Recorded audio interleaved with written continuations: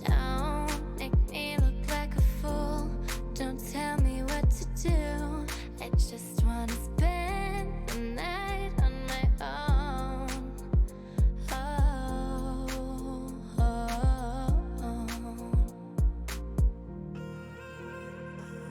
I don't need a man who holds my hand, but he's trying to hold me down when I say things that he can't stand. I don't need a man, no. I don't need a man to be the best that I can.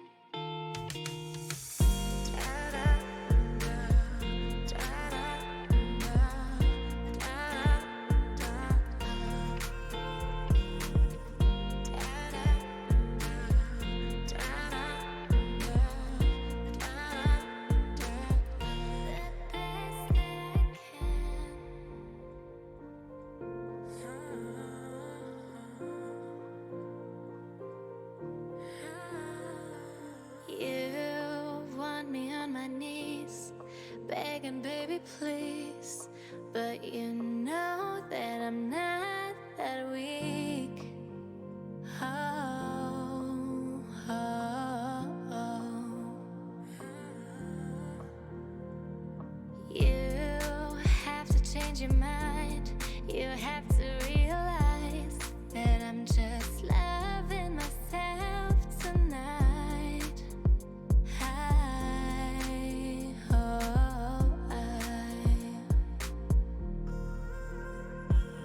I don't need a man who holds my hand, but he's trying to hold me down when I say things that he can't stand. I don't need a man, no. I don't need a man to be the best that I can.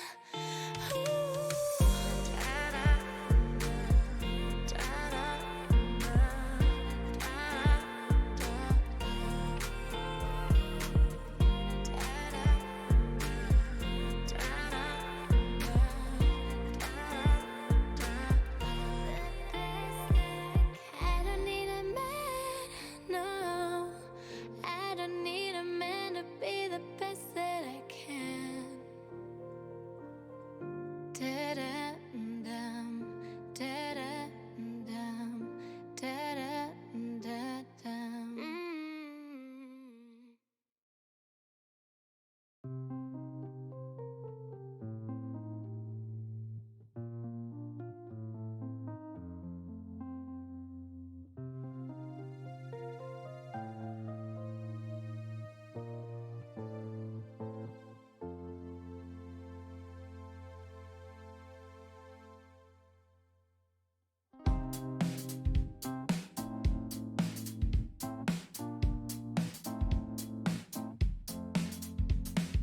Hands around my waist, I think I've covered this disaster.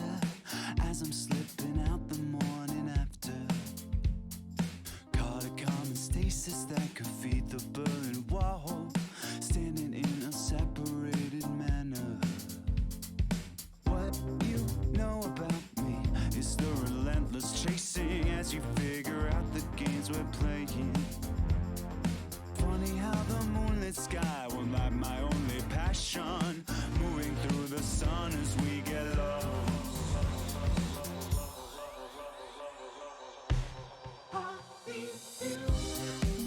Are you listening to the words that tear us apart? Keep forgetting that we're all pretending it's all. I need you. Are you listening to the words that tear at your heart? I need you. Keep forgetting that we're all just playing a part. Watch me as I hop the fence to make my pleading argument. You're not just scared, you're making sense. Believe me, it's a great defense. Shadows hazy, not too sure where he's been lately. Bet he took a walk on the wild side to let it all shake out. What you like about me is the relentless shaking, cannot be contained with simple taming. Steady as She goes along with simple trends in fashion, setting with the sun as we get lost. Please rewind. I'm running till I trip and I fall down, girl. Just get up, restart. I'll do it again and again. I need you. Are you listening to the words that tear us apart? I need you. Keep forgetting that we're all pretending it's hard. I need you. Are you listening to the words that tear up your heart? I need you. Keep forgetting that we're all just playing a part.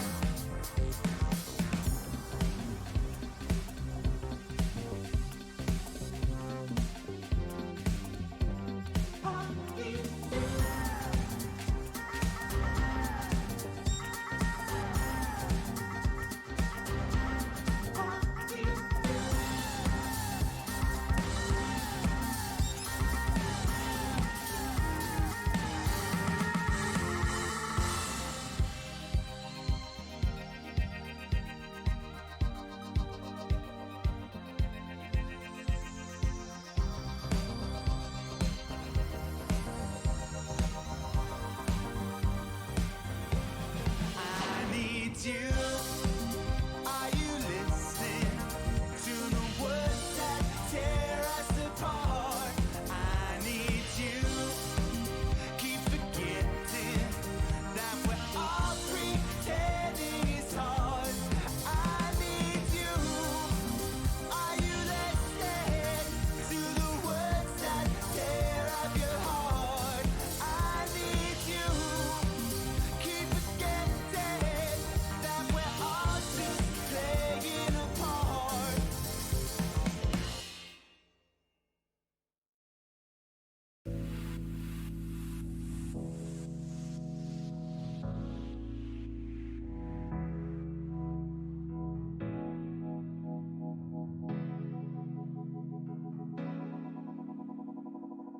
Tell me where I belong. I've been searching all night. Walking these streets, it's a maze at midnight. Been talking to you, yet those days have gone by. I gave you a chance to treat me right. I'm a blank canvas you can paint. Draw yourself a future with me. It's a mystery what awaits. Oh, it's a miracle life. It's a miracle day.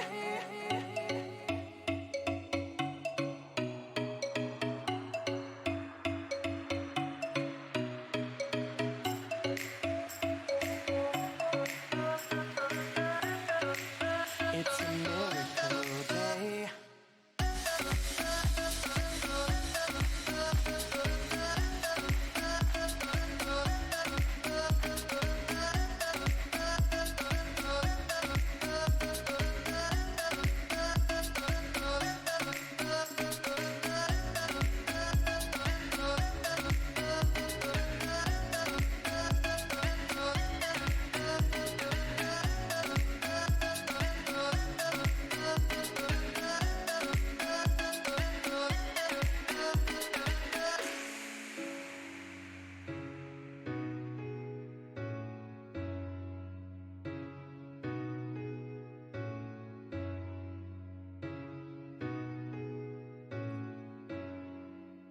You say it's all my fault, I walked away from it all those memories haunting our fall. A single life has come at the right time. I gave you a chance to treat me right. I'm a blank canvas you can paint. Draw yourself a future with me. It's a mystery what awaits. Oh, it's a miracle life. It's a miracle day.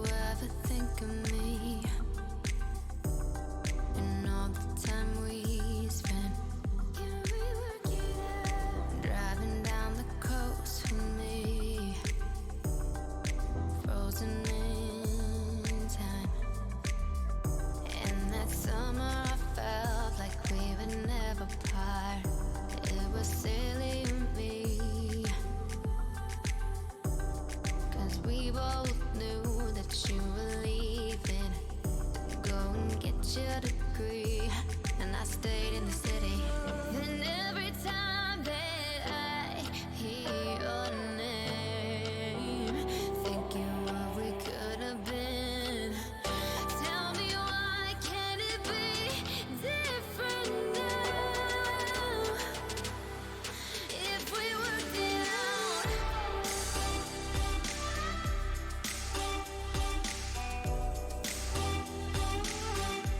Work it out.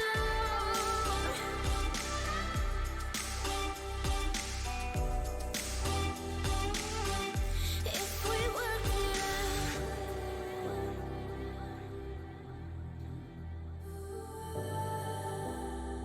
Work it out. Can we work it out? If we worked it out. Let's go back to that summer and can we work it out?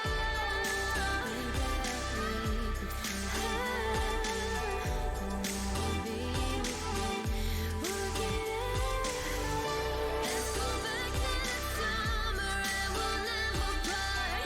Is it silly of me to think that we could still be happy and you be with me? Can we work it out?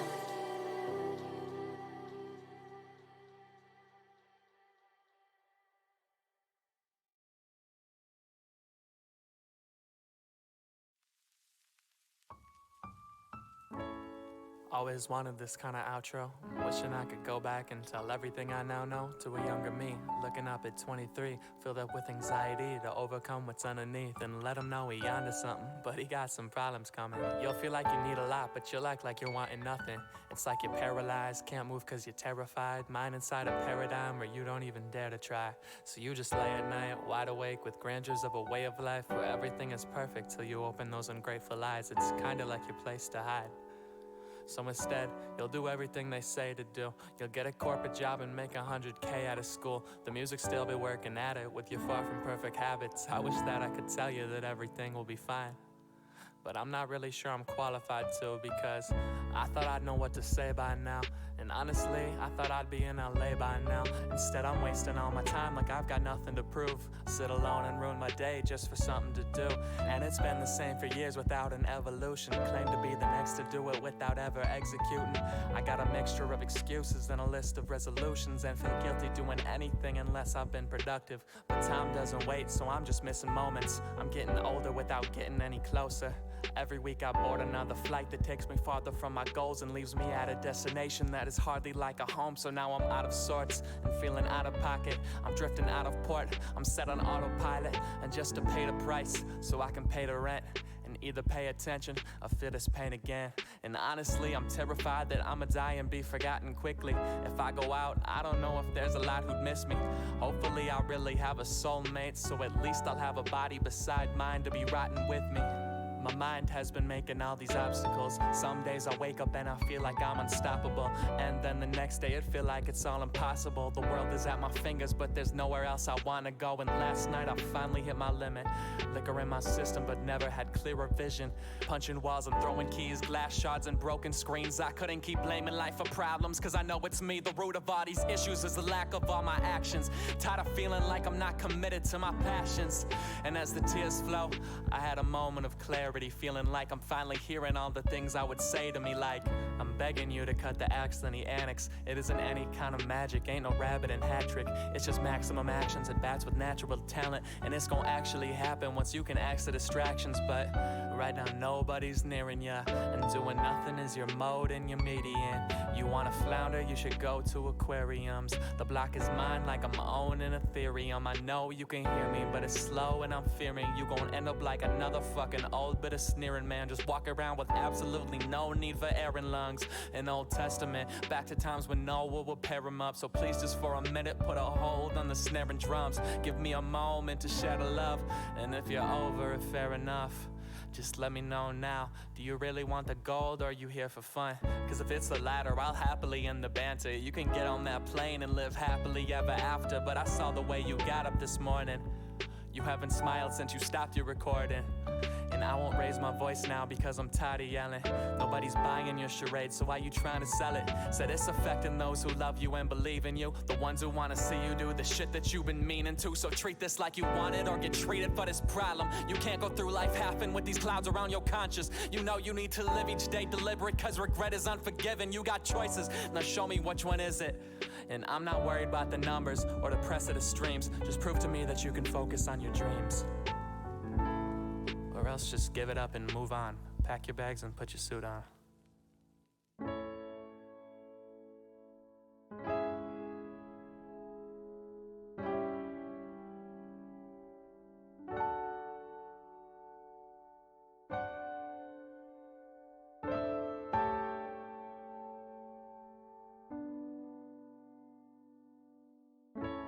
I just wanna love me as much as you love me.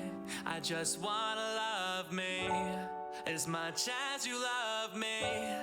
As much as you love me. I know the sun gon' shine in the morning, but I just wanna love me as much as you love me. I just wanna love me as much as you love me. As much as you love me. I know the sun gon' shine in the morning, but I just wanna love me as much as you love me. I just wanna love me as much as you love me. As much as you love me.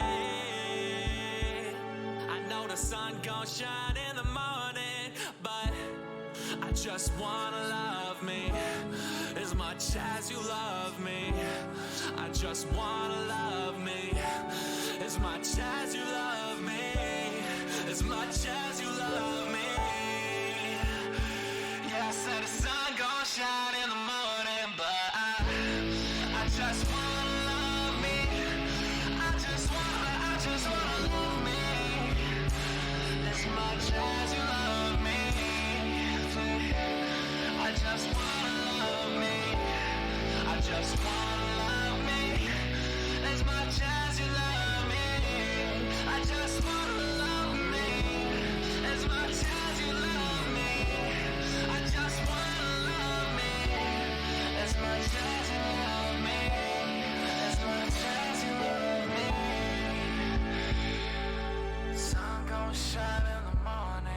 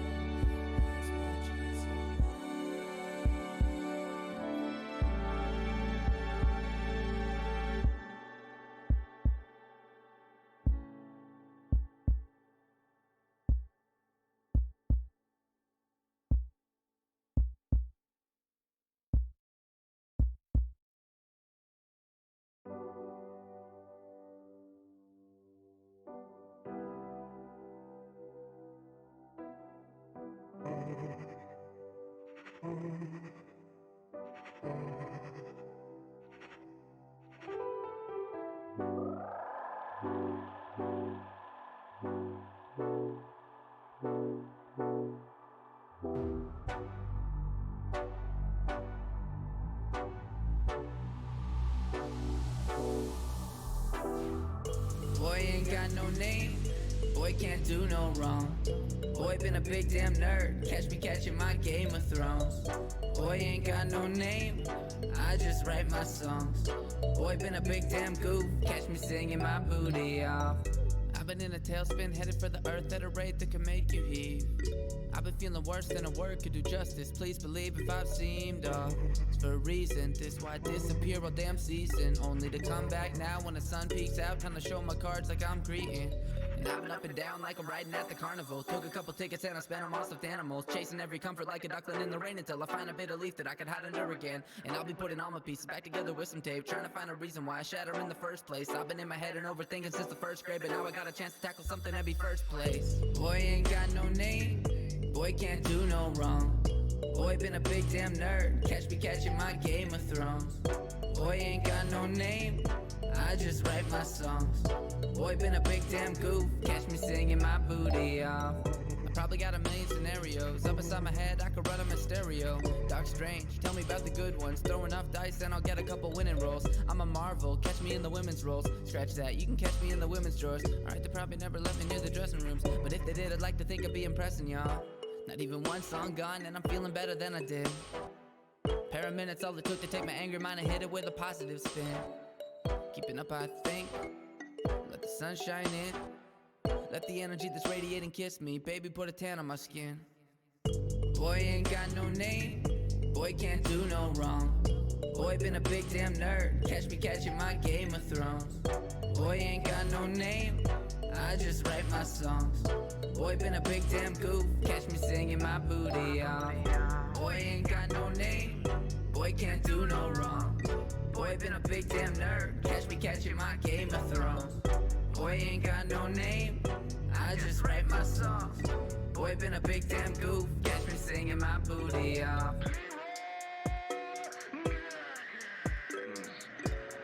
Oh my god, he just ran in. Stick to the plan. Oh gee, let's go. Stick to the plan, Chubbs. Stick to the plan. Oh gee, oh fuck. Give me my intervention.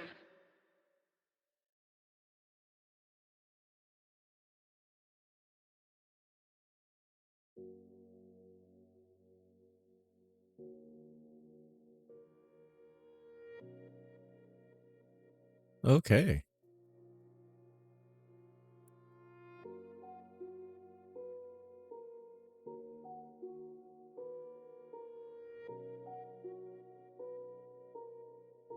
Alrighty, ladies and gentlemen, boys and girls, and non-binary all alike. Excuse me, sorry about that. Alrighty, so we do have more or less, I believe, the final week of the in-house league for Pot of Sins. This is week 6. I will be covering the quote-unquote grand finals of it.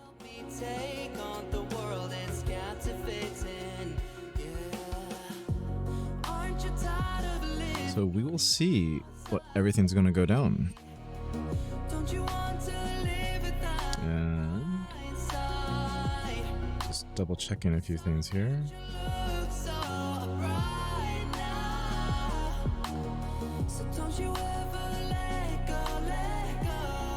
Right now they're gonna go ahead, they're having the lobby running and stuff like that, so because I'm running on Dota TV, it will be a few minutes behind them.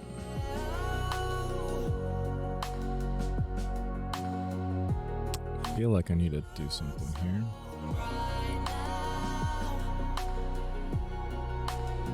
Yeah, just tweet out that the game is done, ready to go.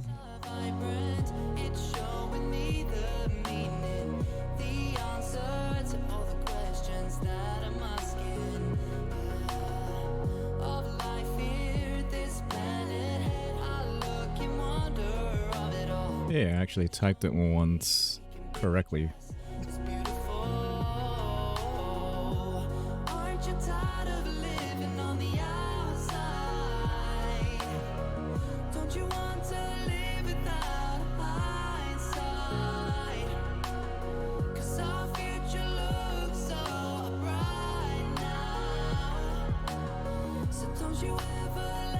Alrighty, ladies and gentlemen, boys and girls, non-binary alike. We do have the final week of the Pot of Sins in-house league, week 6. Sorry. Anyways, this will be the first game of the week, and then we'll first game of the week. This is the first game of today, and then we will have game 2, which will go ahead and determine more or less the outcome and the winners for the in-house league. Okay. So, small little update. It seems like the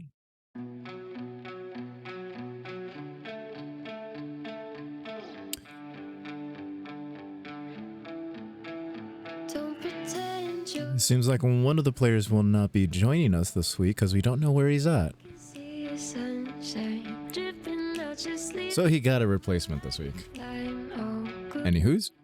Oh, you did All right. So if you've been keeping up with the Dota for the past week or so, especially since the 7.29 change, it's alright with me. Beastmaster has been one of those heroes that got nerfed a little bit, and it's still overwhelmingly powerful. That you meet me, So this is great news, everybody. 'cause you're gold. Alrighty. But let's also take a look at the bans. They got rid of LD. They also got rid of Dazzle here. If you also take a look from the side of the Dire, Willow and Morphling are not available. And here comes the second pick of the game. We have a Grimstroke. A Grimstroke has also been extremely strong in this patch as well. Mainly for the fact that his, not mainly, but In love, his Phantom Embrace has been ridiculously strong. safer. It's been super helpful, not to mention the heals and everything that come along with it, so it's always fun to see that, you know? Hmm? It's alright Mm-hmm. with me. If it's alright with you, then I could Well, someone's playing their voice lines. Hee. let you meet. So when we go ahead and take a look at the format for the drafting, they changed it from the first phase 1-1-1-1 to the 1-2-1 format. Alrighty, so we have a Grimstroke and a Spirit Breaker, so they have a bit of good control, especially with Spirit Breaker there. Beastmaster with the push, the Aghanim's with the axes and the roar control. You're probably looking, well, not to mention almost frontliner. You kind of sort of have to be looking for a complement for that, right? So I believe what we're looking for is not exactly a 5, but a 4 that can go really well with him to help him dominate his lane. So anybody with a slow would be great. And oh yeah, I forgot to go ahead and hit the pause on the music. So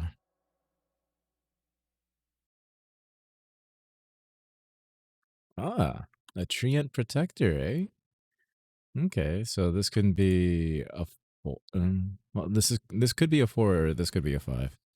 I've seen 4 Treant Protectors and they're not fun to deal with in lane, mainly specifically for the fact that they go ahead and leech seed you and hit you for a ton of damage.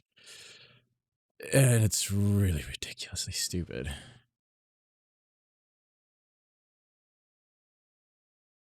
Okay. So no Doom, and honestly, Doom has been sort of creeping back into the meta. The changes that they made for Doom have been have been quite the adventure, we can say. You know,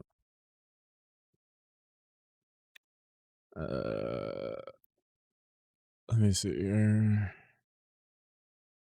And then I can just type in V and be like adventure. There we are. Okay. All right. So if we take a look at the most recent patch for Doom, the Devour was reduced from 70 to 60 seconds, and the tick damage from his spell Doom increased from 25, 40, 55, all and went up by 5. So 30, 45, 60. So that's a big buff for him in the most recent. But there's a lot of things that they changed for him in the main patch change. Base armor was increased, so he was a lot tankier. His base damage increased. Well, actually, it increased bottom-wise, but top-wise, it balanced out. So it says that they improved his attack animation, more or less, or his attack time. They changed out the Devourer a bit, so that way it's interesting. Instead of providing health regen, it now does. It now provides more gold. So lots of neat stuff for him. Okay, so as expected, a bit, we are not seeing the Fuzzy Wuzzy nor the Troll Warlord. And that also goes along with the Juggernaut and the PL. So those are very strong carry heroes in this patch as well.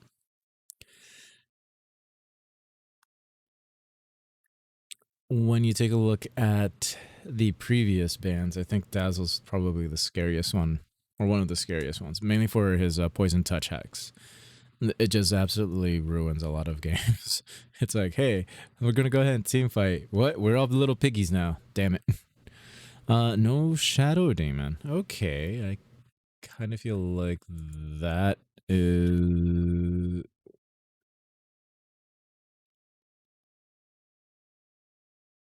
I kind of feel like that is very much a very... Oopsies.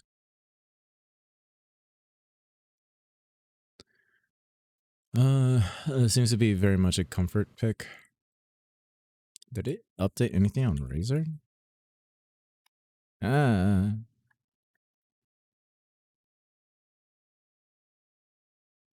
Alright, static link. Okay, so that got nerfed a little bit. Shard damage increased. Ooh, that's a big one. Ooh, Sand King. That's really neat. Okay. All right, so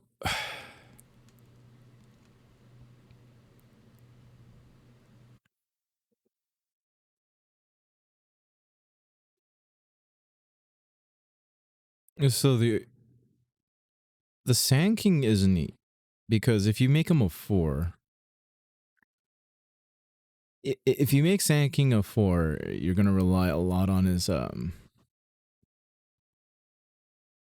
Caustic Finale and his stun more than his Sandstorm.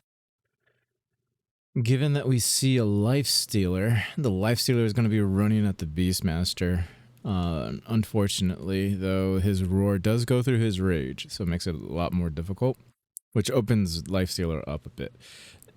I believe what they're trying to do is they're trying to use the Spirit Breaker as a transport for this Life Stealer to jump out of, which may or may not work.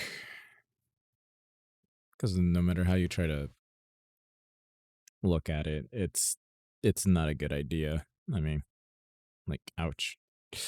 But I do like the Razor pick here. His Plasma Field and his Static Link just make it a nuisance for whomever he's going to be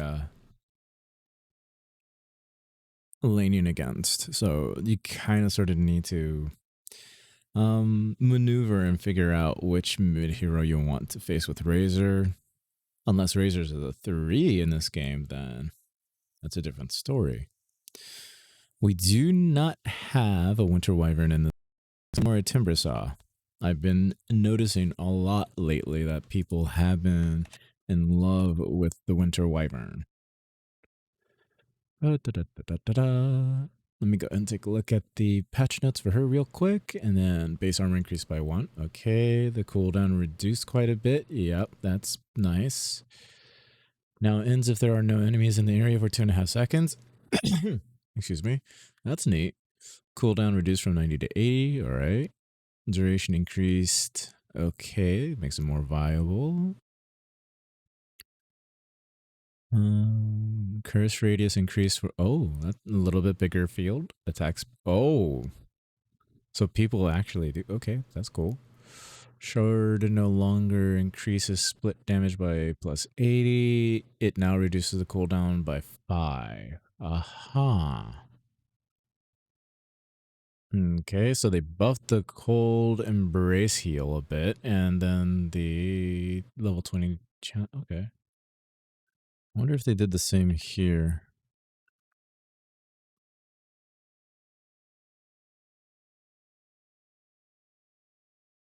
Oh, okay. So they just dealt with more balancing stuff. So the Arctic burn now costs 100 instead of 90. And the cooldown was increased, so it counts down from 90 down to 80. Okay. So Vengeful Spirit has been pretty popular for a lot of teams lately, in the 82L and everywhere else, and other amateur areas, and it seems to be like her swap has been very valued this whole entire patch, mainly for I wouldn't say mainly for the fact, but I believe the popularity grew because of the 5 position Faceless Void. You need to go ahead and swap someone in there. You need to go ahead and swap someone out. You know, well, you can't really swap someone in there, really, other than out.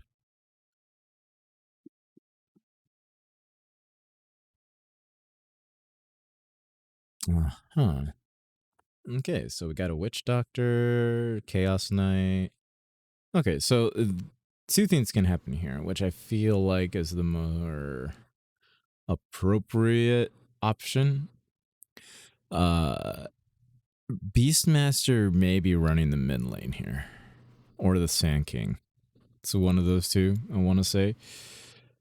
Very rarely do we see a Witch Doctor mid. I don't think they've done enough for him to be boosted to the point in which that he can do stuff. Yeah, I don't see much changes for him in which that he can be like, okay, I'm going to go ahead and dominate this mid lane with my Witch Doctor.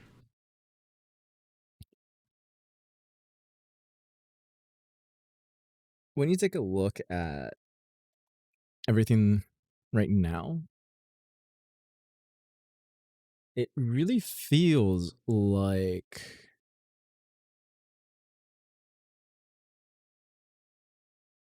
the Radiant team sort of put themselves in a very large pickle. Even though they have a last pick. They have 20 seconds left, more or less, for it. They need that, like, game-changing hero pick. And it all probably relies on the idea of who that mid-hero is going to be. I think it's going to rely on the mid-hero.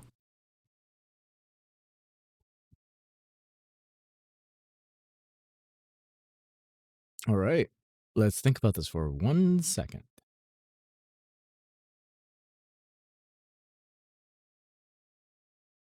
I like it.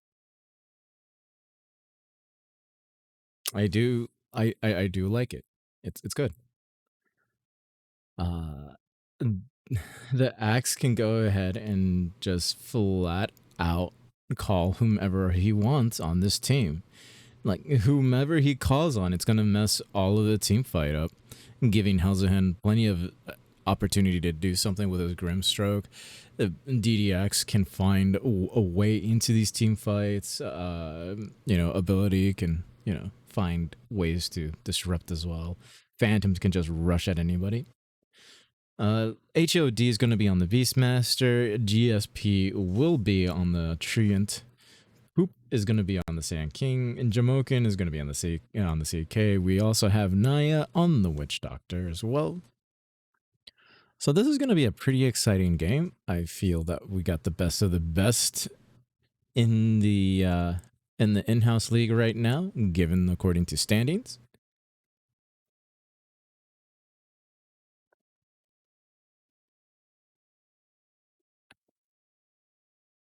And we shall see which player or players are going to be the best of the league.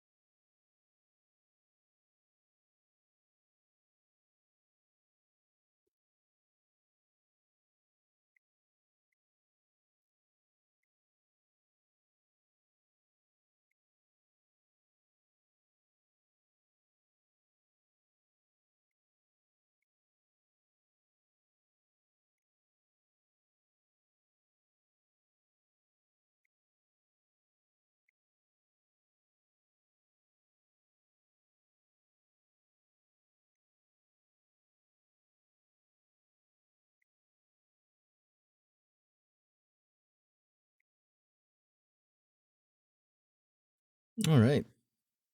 It's going to be a lot of fun. Shall we go ahead and go on this wonderful adventure? Oh, thank you, directed camera. You are so helpful today. Oh.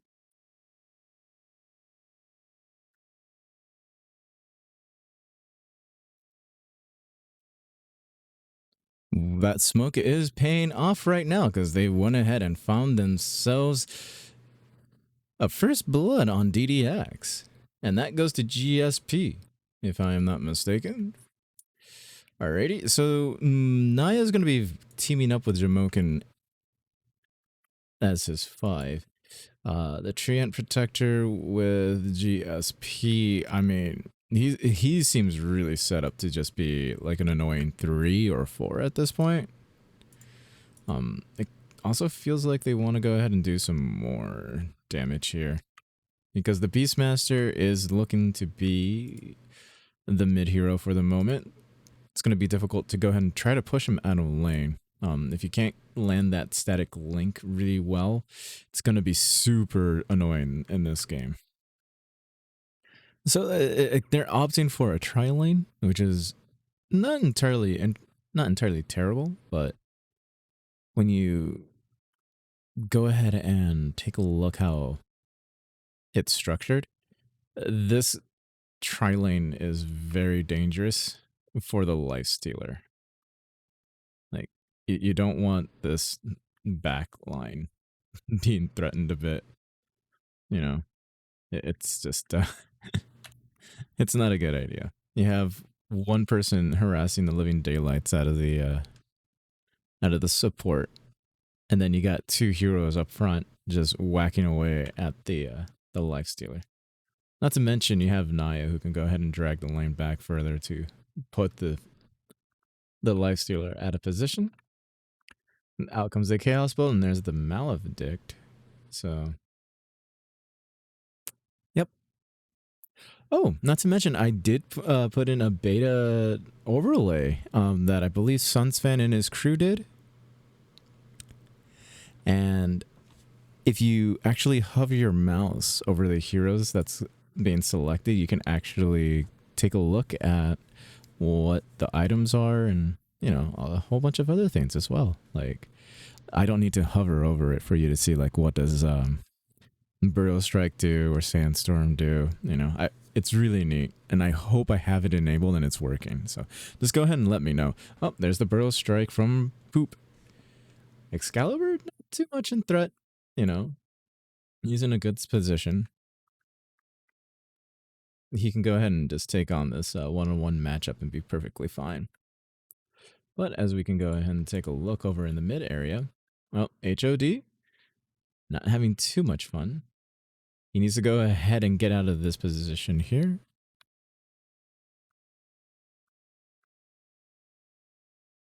Now, unfortunately, the overlay doesn't work with phones. So that's one small little thing that, you know, maybe one day we'll get that. Because not overlays work with everything. So when you take a look at this matchup, it seems to be favoring Test My Ability. But HOD is doing his best to go ahead and find ways to find his CS. But as you can see, that static link is a little detrimental to him.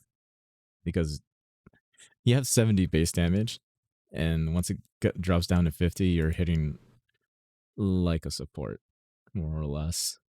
It's not the best thing. So as I mentioned before, they went ahead and dragged the wave back. They're coming out with another Chaos Bolt. Out comes the Maledict. They're trying to keep Phantom in view. That way they can go ahead and find him. There's a bunch of right clicks. Can they finish the job? No, they will not. He's able to escape. But will he tick down? Oh, he doesn't need to be ticked down at all. They do have a few tangos to give him on the side. Up top, if I was to gander, let's see here. Probably did a Burrow Strike and a Caustic Finale, followed up by the Sandstorm, keeping him in place with a whole bunch of different right-clicking. That probably what got him killed. Ooh, so that's a great job from from Sand King. Interesting idea here with the energy booster instead of the Void Stone. But I can probably see the reasoning as to why. I mean, if the boots are on the courier right now, yep, there's the boots on the courier, so instant mana right away. So it's going to be more difficult getting him out of lane at that point. Okay. We have DDX trying to help out the Lifestealer in terms of like finding CS. Oh, they're going to put him under threat. There's a Reality Rift. Out comes a Maledict. Here comes the Stroke of Fate. They're going to go ahead and try to right-click down this Phantom. Oh, these 70% bashes have been super helpful. But here comes the Inkswell to see if they can get the return kill on the Jamoken. And there is the Stroke of Fate to finish the job. Naya is under threat as well. DDX is moving forward, but we'll decide to go ahead and ease off a bit. See if they can catch out this GSP. But GSP's at full health. Oh, that bash, baby. So very helpful, ain't it?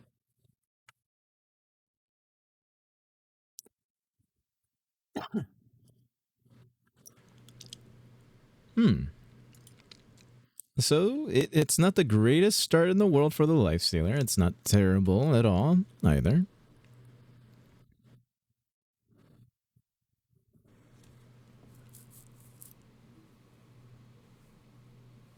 It is a kill threat lane. I mean, we do have to kind of take that into consideration. There's a whole bunch of movement here going on. Feels like they want to threaten onto Phantom, but he's going to go ahead and start raging. The Inkswell is applied. They're going to go ahead and turn around on this. There's the charge, and there's the stun, but the Maledict is landing with the Coconuts, and the Chaos Bolt is going to land. Can they go ahead diving for this? No, they can't feel like they do. I mean, like, that final click. That final click, man. Oh boy. Like, they were just looking for that kill. And they put a lot of pressure, which is good. But the unfortunate part is that Lifestealer heals up incredibly well. When you have a salve, when you have some tangos, it's nightmarish. All right, so when we're looking at this mid lane matchup, it's not exactly good for HOD. So he's going to be farming on the side here, as you can see. And then we have, and there's a Lifestealer going down. And so does the GSP. You know, the poor Spirit Breaker as well is going to be dead. All right. Oh, up top, Excalibur. Barely surviving. Poop is under threat. But as I say, all of these things, you know, it's just, they're just kiting me around the map. Oh, man. So all that net worth that the Razor had in Test My Ability, HOD turned it around instantaneously. So farming the side camp a little bit, probably with the Roar, and running him down with his favorite pet in the boar. Probably got the kill right there. TMA is going to be TPing over here for a bit. Gonna go ahead and go on a walk. Here comes the charge. They got one. They missed out on Jamoken, but can the Plasma Field finish it? Unfortunate, but let's see if they can get one more last right click, and they will not. Ooh, that was a close call for Jamoken. Here comes the Burrow Strike. They found Excalibur. Excalibur went ahead and TP'd on down. Their Battle Hunger is being applied, but the poop doesn't care. He's going to go ahead and Sandstorm and be like, we're just going to trade and keep trading. So HOD probably is, most likely, yes he is, rushing the Aghanim Scepter. So for those who do not know, the Aghanim Scepter upgrade causes Wild Axes to have no cooldown and can be used once again once they come back, increasing the damage by 30. So that is extremely powerful. It hurts a lot. All right, so we're going to go ahead and start messing around with lanes 8 minutes into the game. And just like play musical lanes, I guess. Jamoken feels like he can go ahead and initiate on here, but unbeknownst to him, the TMA is up here with a double damage and the static link. So that's a 4-on-1 situation, and Naya cannot do anything about it. All alone. So they're going to go ahead and try to find a better advantage out of all of this. And my god, Eye of the Storm just absolutely tears on through GSP. HOD needs to help out a little bit here in some way, but how is he supposed to be able to when there's a double damage on the Razor with Eye of Storm going? Doesn't have his scepter just yet, but he's nailing his axes. Out comes the roar. No little boar for the help, so can't run him down just quite yet. Up top, they are diving Naya. GSP unable to help on out in this situation. Over on bottom, we did miss another kill on the axe, but Poop is just absolutely has this man's number. It just the axe can't do anything much against the Poop. Oh, Poop's trying to look for that sentry. He doesn't know where it is, so he's a little upset, but not so much so. A little surprising that the mid towers are still up, given how much pressure TMA has been putting, and HOD, like, his whole entire kit, like, he can push down lanes so easily. Out comes two boars. They're going to go ahead and initiate on the back line over here with DDX and Helzen. But TMA is going to be trying to create some space so that way they can go ahead and back off a little easier. And just being a threat in lane is enough to go ahead and force people out. This leaves GSP and Phantom to be having a one-on-one dance over here, but that's cool.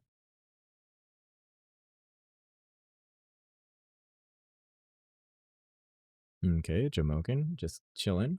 They're gonna go ahead and try to initiate on Phantom. Phantom has been reading the game really well. The coconut's not gonna be of use thanks to the rage. So just chasing the man out of the lane is good enough for them right now. And when you take a look at the net worth and everything, CK is 5th if I'm not mistaken, but he has a very healthy lead of about 500 gold onto the Lifestealer at this point. But when you go ahead and take a look at how everything is right now,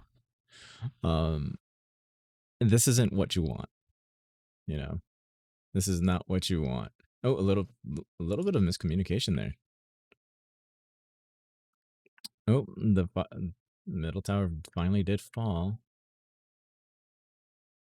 DDX probably does have this man in sight. Yes, he does. Out comes the charge. The Aghanims is not on the Beastmaster just yet. But, oh my, TMA could not turn around for that. Oh. They had it. They had an idea for it.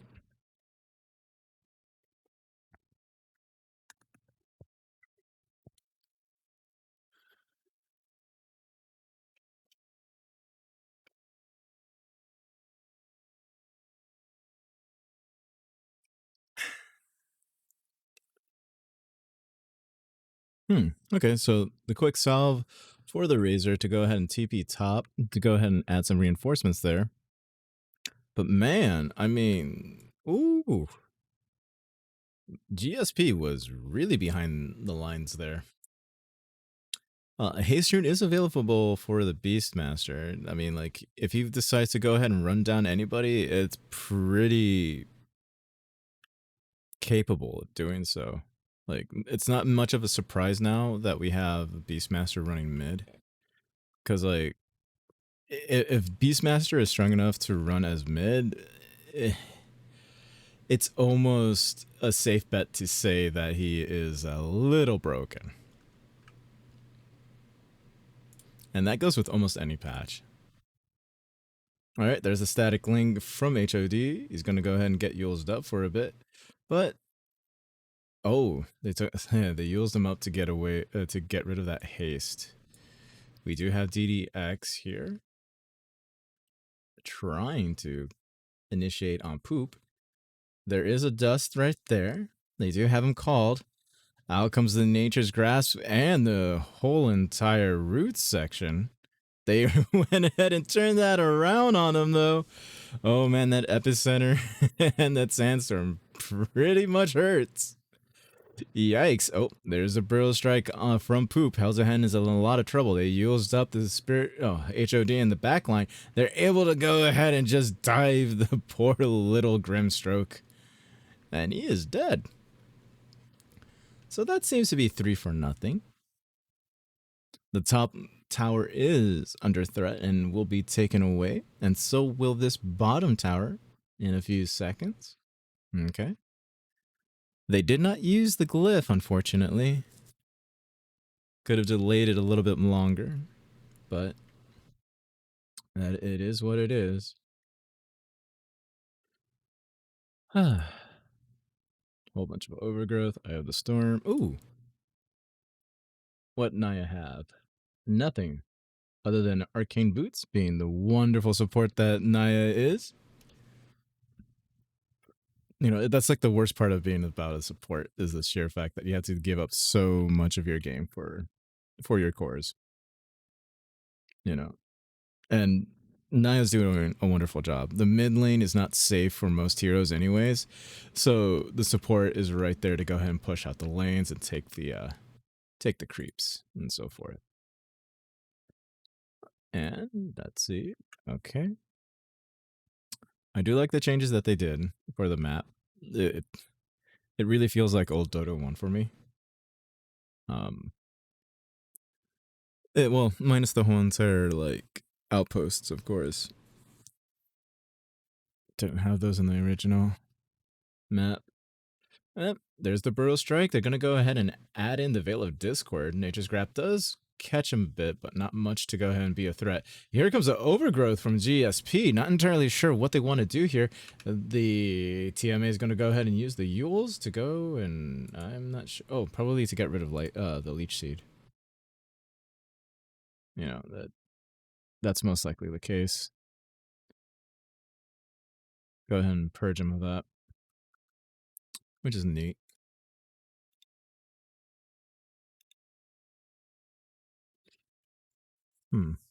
I mean, this is a lot more methodical. Oh, the Burrow Strike misses. If they were able to go ahead and land that, oh my lord, that follow-up would have been incredibly awful. The Aghanims is finally made on the Beastmaster.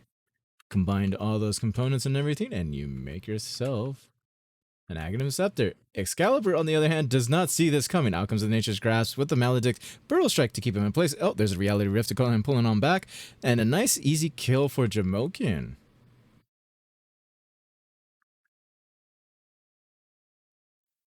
Whew. That is, let's see here. Burrow Strike, Nature's Grasp were the slow. The Reality Rift followed up by the Coconut. I mean, that is a whole lot of control on this side of the, on the Dire's side. And it doesn't seem like they're going to be capable of stopping this push. Like, I really don't think they're going to be capable of stopping this push whatsoever.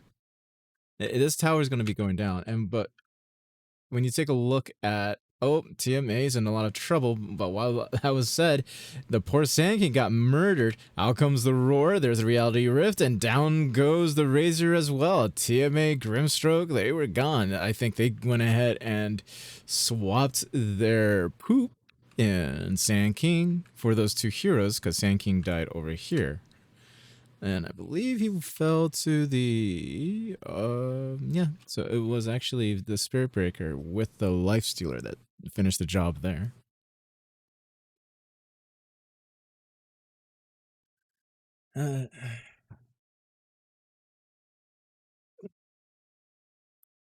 Yesterday was a long day of casting and so forth, so me doing more casting today. Oof. Doesn't help that you wake up and immediately start casting. But it's a lot of fun still. Alrighty. I do like what's going on with Phantom. Alright, he realizes that he can't really go for a super greedy build, but he needs something help him and his team right now. So grabbing an armlet is really like ideal. So SNY is going to be helpful in this case as well.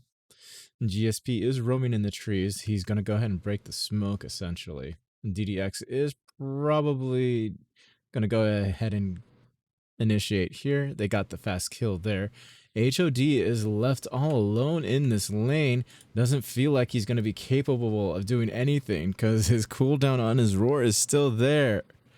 Oh, that is unfortunate timing. But Axe is going to be TPing on down over here and try to go ahead and take out Naya. But Naya's trying to do his job.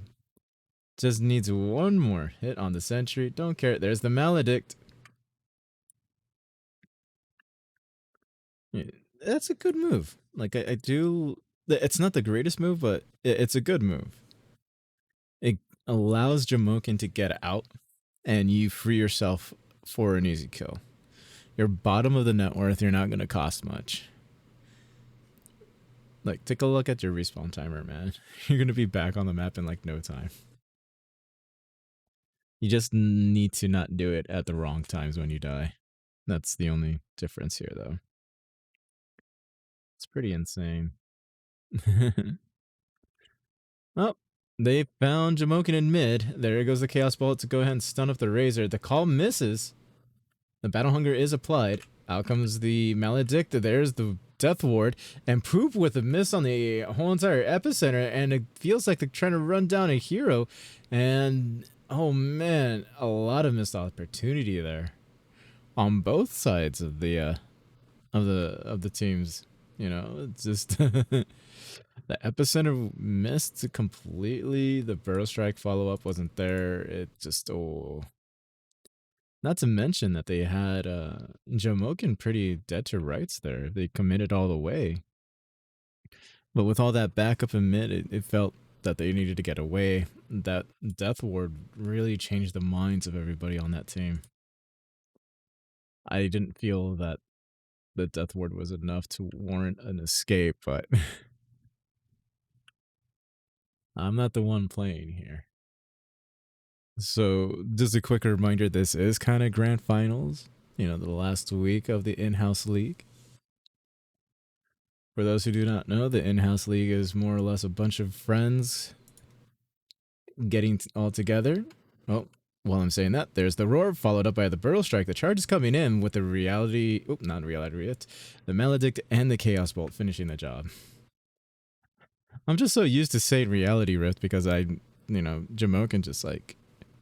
Reality Rifts. Oh, I see the little bait that they're doing with Naya right here.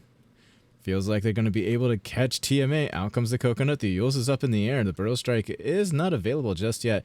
Ooh, the blink in from Excalibur with the call. Out comes the Soulbind. They have two stuck right there. The Burrow Strike was perfect to keep Excalibur and DDX right there. Ooh, Jamokin, not giving a care, is going to be infiltrating the back line, and he's going to be in a lot of trouble right here. Out comes the Death Ward, and here is a follow-up with the Burrow Strike, and they're able to catch out two right there. DDX is in. Oh, he's going to be threatened by Poop. A Burrow Strike for the finish. Out comes the Overgrowth. And Phantom's right there with his rage. He's like, come on, let me get at Poop. There is a Leech Seed. And he's trying to fight GSP. Out comes the Axes. And he's going to go ahead and try to fight with 4 people on him. That is disastrous for the Radiant side. Oh, no. Oh, you took one bad... I'm not going to say you took one bad team fight. You got baited into a team fight. And then you kind of followed it up with one man trying to escape and got caught into a chain feed of your Lifestealer. All for a Sand King. Oh, Excalibur's right there. He does have the call. Out comes the Chaos Bolt to keep the Razor back so that way he can break the static link. He's going to go ahead and keep on moving. Oh, out comes the Roar to keep DDX in place. The Reality Rift. to go ahead and try to get this Razor, who yields himself up, but the Death Ward will help out a bit. Inkswell's right there, but oh my gosh, all those stuns and can't be able to go ahead and use any of it. That Inkswell's not helpful, but oh, the Burrow Strike missed just barely by Poop. That would have been really bad for Excalibur, but he is slowed down by a Bullwhip. Okay. Hey. They have vision. Yee. Not good. You know, it's just fun to watch here because you never know what's going to actually happen. That Nature's Grasp is so annoying. I do love the Meme Hammer though. Like, oh, Meme Hammer on Treant is so necessary. It as soon as you build that Perseverance and then you just keep going, it just makes it so much easier to stay out of the base and just stay in lane and just push and push and push and be super annoying while healing your towers. That's great. All right, so when you're on the Radiant side right now, I feel that a smoke is in order, but you kind of sort of need to be careful on how you want to smoke and which way you want to go. Oh, there is the taunt from Excalibur. He did find him. Naya seems to be going down real quick. The Epicenter is up and running, followed up by the Burrow Strike. Excalibur is not in too much trouble. They have about 4 or 5 heroes here. Oh, there's another strike. Can Jamoken show up with his illusions in time? The Phantasm is there, but Jamoken is going to be nowhere near. He just used his illusions to go ahead and be annoying. That's it. Nothing more. Oh man, how much more broken would Treant be if he can go ahead and have like the ability to walk up and down levels for the map through trees? Oh god, I believe he was able to do that at one point. I think they undid that. Thank God. That would have been terrible. Over here on the top lane, though, Phantom seems to be protected by his Grimstroke. God. The living armor, man, it's so freaking annoying. You come up here to threaten the tower and you walk away with, oh god, it got healed again. That's the Solar Crest. I don't think the Hellson has it. Oh, DDX, though. Man, Solar Crest is one of those items that a lot of people, like, they enjoyed. But when they changed the recipe into the ultimate orb and whatnot, oh, it was so difficult. It was incredibly difficult. You know, I kind of felt that if you're going to put like an ultimate orb on the Solar Crest, it needed to do a little bit more with its shine. Because the plus 10 stats was just not enough to justify it, honestly. But now with the plus 5 stats and how it's currently set up, I mean, Solar Crest is really freaking good right now. It doesn't matter like who buys it. You just need to make it for your team. Especially when you have single target. All right, GSP is going to get caught out here. We're at the Plasma Field. They're going to go ahead and do the Infest Bomb there. And an easy kill for Excalibur. You got rid of the one terrible, terrible, annoying hero that's going to prevent you from actually murdering the towers. So we're going to see how the Dire is going to respond to this. I don't feel like they're going to respond to it at all, honestly. This tower is just going to go down.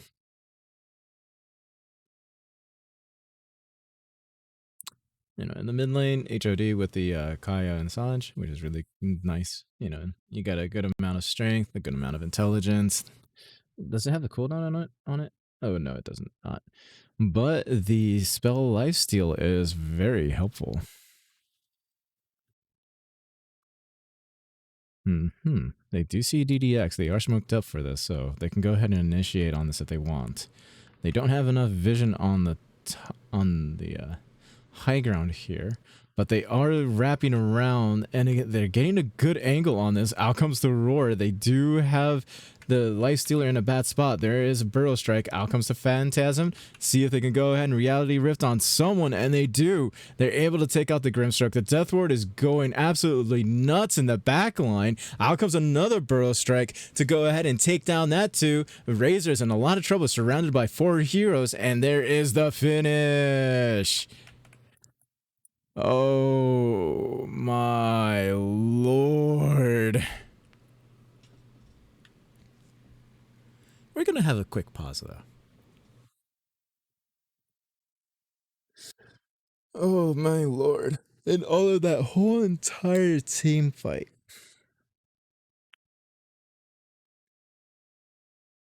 It really looked like it wasn't looking good for the Dire. Honestly, like some of it was looking bad, and then the team fight went down, and holy moly.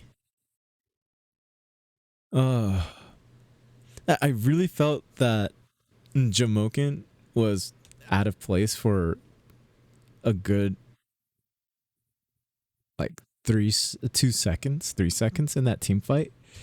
So if he was positioned a little bit better, I think that team wipe would have gone a lot easier. So he was just like sitting there, right? I'm just gonna, well, while the disconnect's happening, like, if I remember correctly. Yeah, stop it, camera. So Jamoken was over here, and he had 2 other heroes already up on the high ground, and they were all initiated on. Because he was stuck in this area and going back and forth, he wasn't able to go ahead and initiate on any of these heroes that were up here. But on the back line, it was just so fun to watch, like getting like ripped through. Like the back line was getting ripped through, and that front line was just like, oh, that angle was so bad. That was really bad for the Radiant because they got caught out in an awful position. Okay. While this is still being on pause, I'm going to go run and get some water.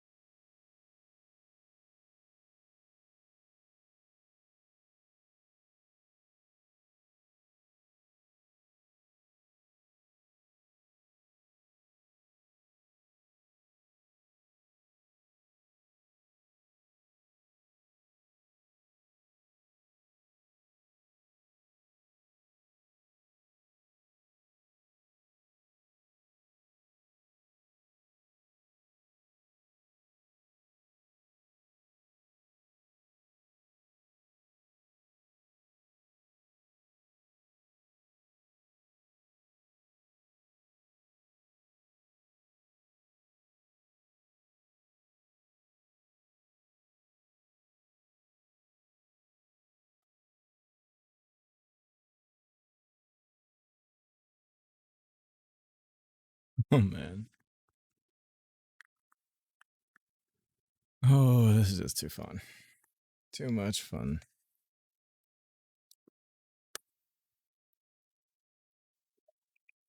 My God.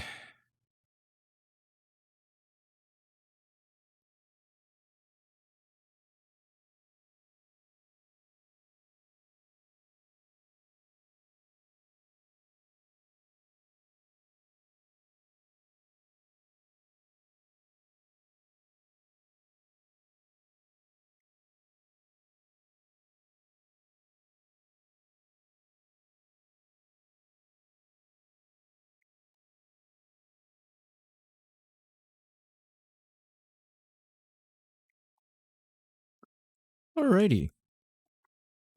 So I am back, and so is the game. We have everybody back. Hope everybody enjoyed the all chatting.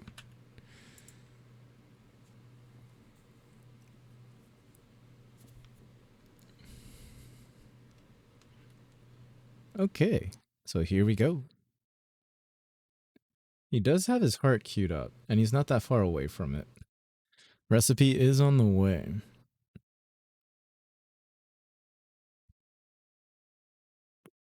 It kind of feels like the Radiant is in a position where it's more or less all or nothing at this point. And they just have to go at it and see how this is going to turn out for them. Because the Dire have just way too much. Oh, why is still on last hits? This should be on net worth. It just kind of feels like they're all like not in the greatest position. They have HOD just being absolutely terrible in team fights against them. Like those axes, once they go up, it just yeah. And then you got Jamoken just being, oh god, he has a heart now. 4K. Oh, and he's gonna get friggin' spider legs? Oh, never mind. He didn't get spider legs. Who got spider legs? Who got spider legs? Who got spider legs? Like, oh, they're gonna give it to GSP. Now he's just gonna be even worse. But he does have to be careful with his spider legs.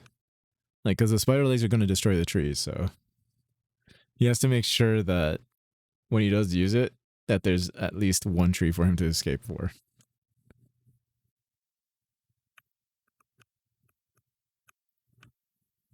And tower is down.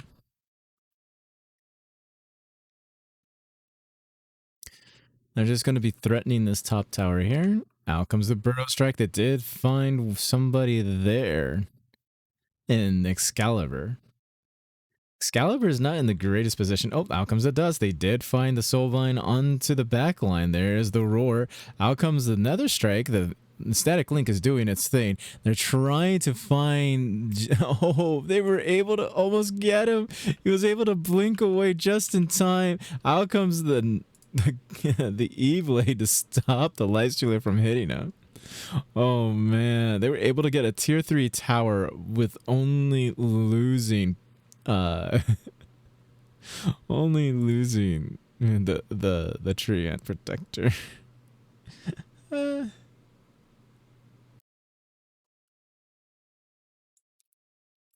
Oh my. I mean, that was a great high ground defense, okay, from TMA's team.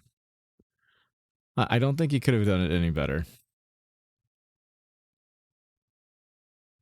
I really don't think you could have. Like, you lost nobody. You were able to defend as best as you could. You did lose a tower, but you were able to go ahead and salvage the fact that you took down a Treant Protector and nobody died. So that was a really good high ground defense. Just need to not lose any more buildings on the next push. Jamoken still does have the Aegis. My god, that Skull Basher. That's going to be an issue.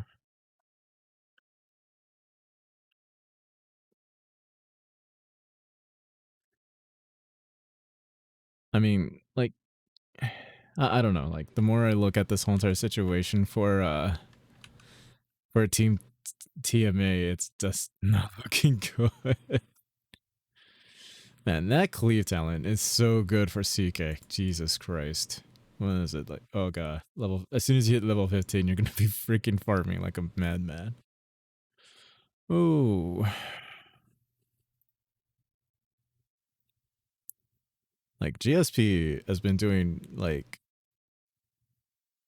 I would say an amazing job.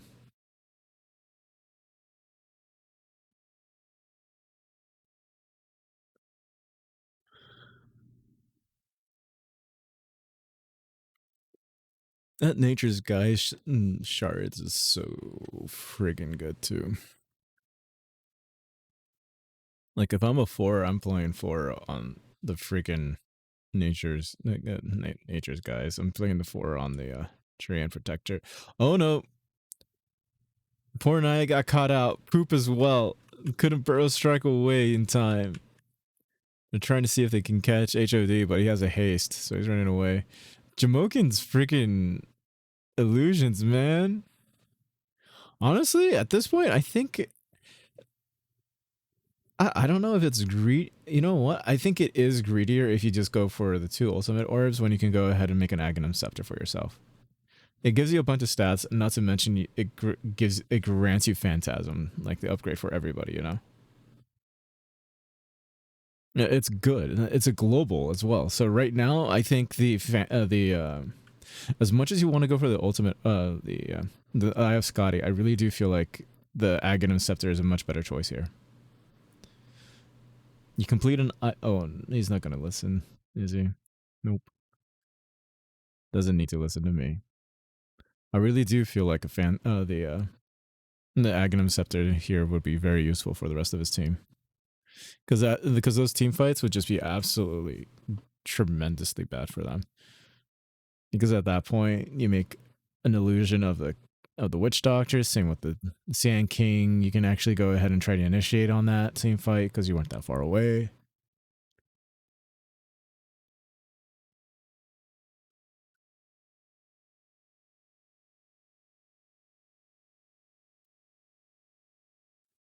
Oof. They missed the scan there, so they don't have an idea of where they're at, but they do know they are near the mid area. Oh, they're going to go ahead and charge on HOD. There's the Lifestealer Infest Bomb. Out comes the Cask. There's the Epicenter follow-up, the Burrow Strike. Out comes the Roar. The Soulbind's keeping 2 in place. There's the Plasma Field and the Meteor Hammer coming out. Oh, the Reality Rift with the Death Ward trying to catch out the Lifestealer with the Burrow Strike, but that Rage was able to keep him safe for the time being until the good old Jamoken shows up and be like, I have illusions, my friend, and I'm going to go ahead and right-click you down. So that kind of happened. This seems to be the end for the end of the road for Team TMA.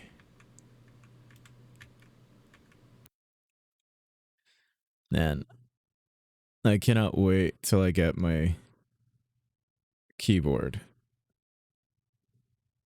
It's not coming until like the first week of May, but it's gonna be great. Out comes the Chaos Bolt. Not gonna land. We have a double prong attack right here. HOD taking care of the top lane barracks. Jamoken taking care of this mid lane here. Oh, they're going to go ahead and roar on Excalibur. Excalibur's in a lot of trouble. Here comes the Burrow Strike with the Nature's Guys and the Death Ward with the Meteor Hammer for good measure, which misses because he's already dead. All right, out comes the Chaos Bolt, trying to see if they can stun anyone. The Phantom Embrace is on Jamoken, but man, the amount of tank that this team has, the Burrow Strike misses, but they have the barracks right there. The static link is so annoying. It isn't going to be too much help if you can't hit what you can't see. Dust being applied a little too late. The Plasma Field trying to keep the creeps out of base. Here comes the charge. They do land on 2. The Reality Rift to pull them on back. Oh man, that Lifestealer is walking away. The Epicenter follow-up Burrow Strike gets rid of the Razor. Oh my gosh. And they got the Spirit Breaker as well. The Yule's up Grimstroke, and they found themselves a Lifestealer. Oh.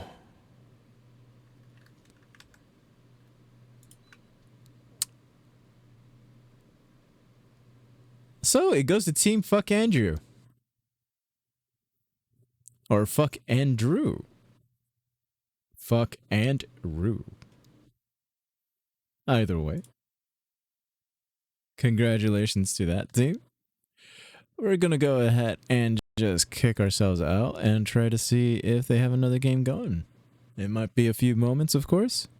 So, having a little break. And with a little break, that means a little bit of music. And here we go.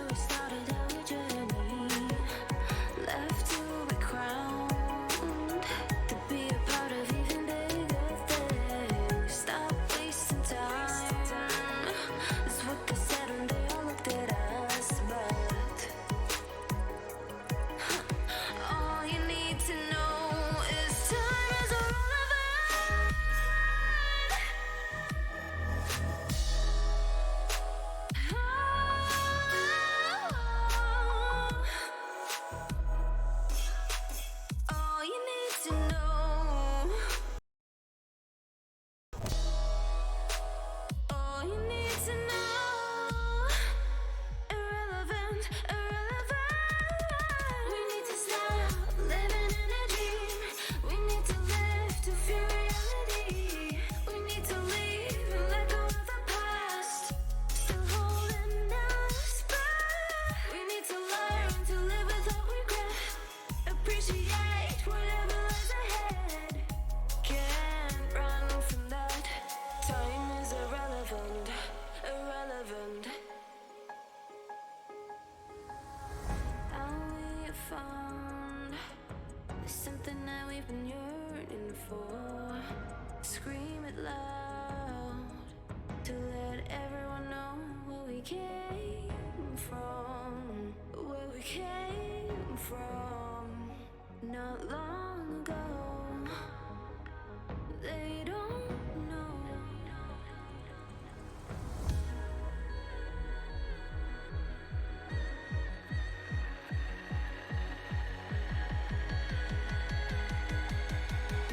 And now time is irrelevant.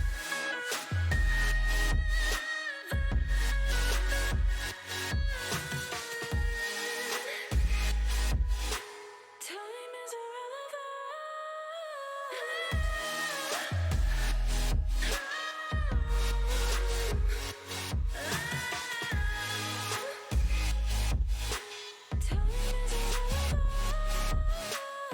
we need to stop living in a dream. We need to live to feel reality. We need to leave and let go of the past. Still holding on the spot. We need to learn to live without regret. Appreciate whatever lies ahead. Can't hide from that. Time is irrelevant, irrelevant.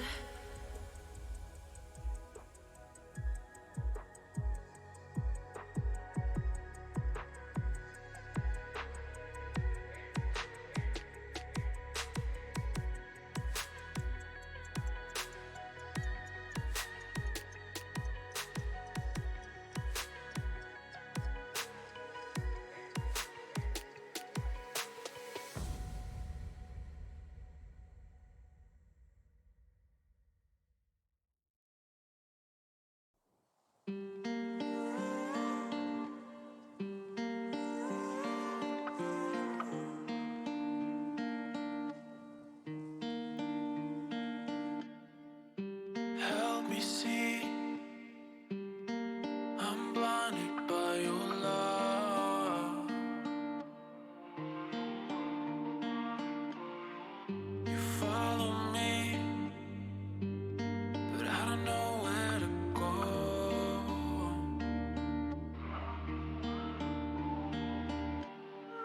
I see my feelings so true, but am I blinded by you?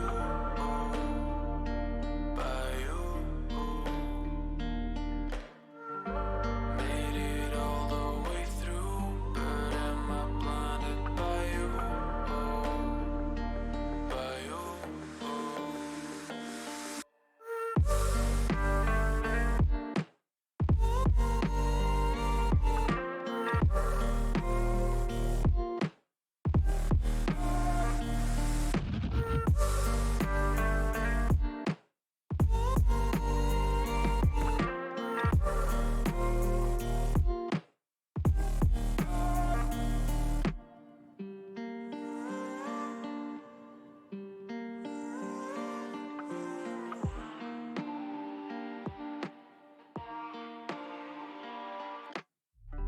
See through me, I don't mind it at all.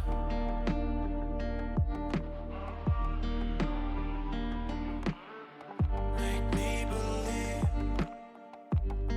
that you're all that I know.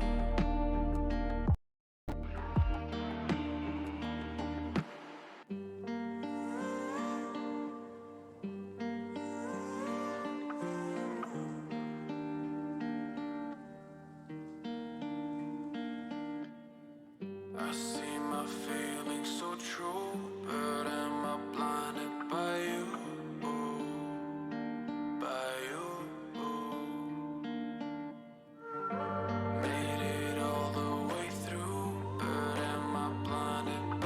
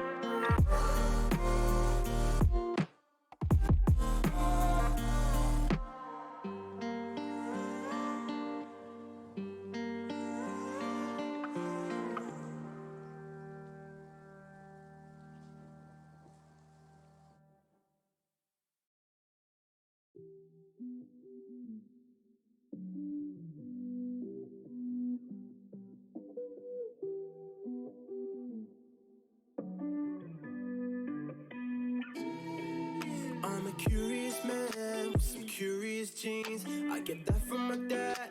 I'm not far from the tree. I feel like I'm a butterfly, sting like a beamer. I ain't features, got my running around with my head in the clouds, feeling lost and then found. When they woke up and frowned, tell myself I'm the man. I was right to be left. Now I'm back to myself. Who am I to keep on holding you from everything you want?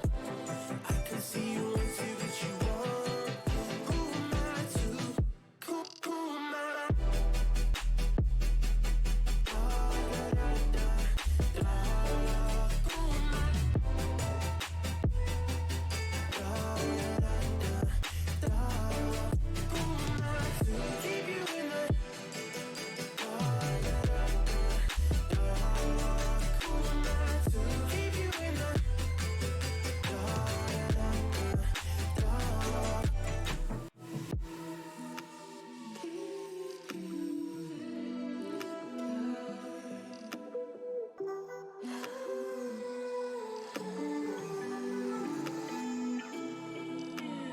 Looking right, left, going straight. Don't know where to go, wanna hide away. I'm reflecting myself.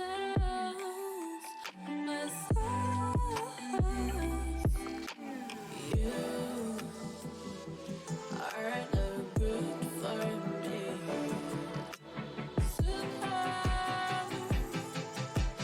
Dangerously, am I?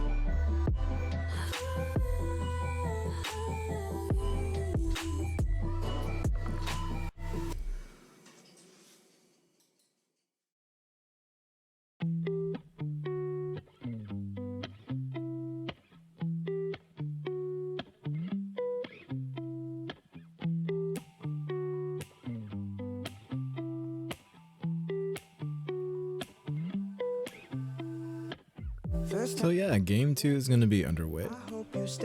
I believe all the players are in lobby, so just give it a few minutes and we'll be able to go ahead and do so. The best any girl could ever wanna be. Always nice, always kind, in the back of your own mind. Is it wrong, is it right to think I could reach so high? You're the moon in the sky, maybe I'll run, run, run, run, run, run, run. Baby I'll run, run, run, run, run after you. Baby I'll run, run, run, run, run, run, run. Baby I'll run, run, run, run, run after you. When I see you, I forget the world is happening. Your smile so bright makes the sun want to run and hide. I can't believe my find. Possible in my dreams, and in my dreams you're mine. I look up at the stars at night, think of you, and wonder where you are. Is it wrong, is it right to think I could reach so high? You're the moon in the sky, maybe I'll run, run, run, run, run, run, run. Baby I'll run, run, run, run, run after you. Baby I'll run, run, run, run, run, run, run. Baby I'll run, run, run, run, run after you. Through time, through space, my love for you will never fade. Baby, I will hold true. Two worlds apart, how can I get to know you, babe? Why is this space so far? One song, two hearts, though yours seems many miles apart. But baby, you got mine. Baby, I'll run, run, run, run, run, run, run. Baby, I'll run. after you. Baby, I'll run, run, run, run, run, run, run. Baby, I'll run, run, run, run, run after you. Baby, I'll run, run, run, run, run, run. Baby, I'll run, run, run, run, run after you. Baby, I'll run, run, run, run, run, run. Okay. Baby, I'll run, run, run, run, run after you.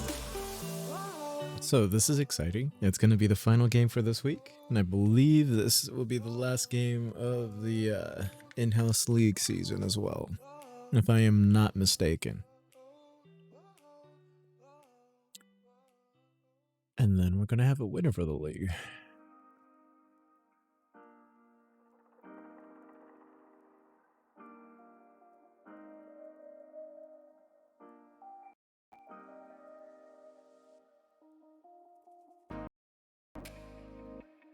Thought I better love you better, 'cause you're all I know, oh, you're all I need.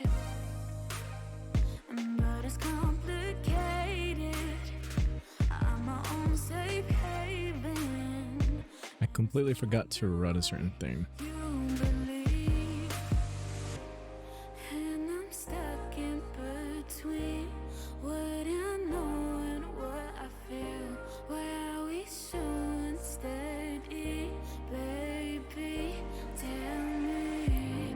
I'm just really glad I'm able to go ahead and just record this while I'm streaming, just in case something happens.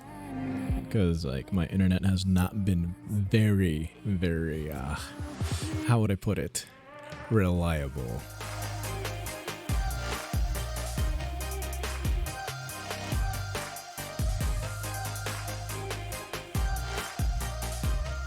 Oh my gosh, I completely forgot to unmute Dota 2. Oh, I was literally casting the whole entire time with no sounds on. That is whoops.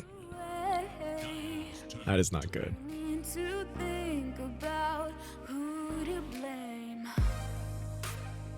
It's just so complicated. Promises keep breaking, and I hate that you are all I need. And I'm stuck in between what I know and what I feel. Why are we so unsteady, baby? Tell me. And you see right through me, but you still know what I need. Why are we so unsteady?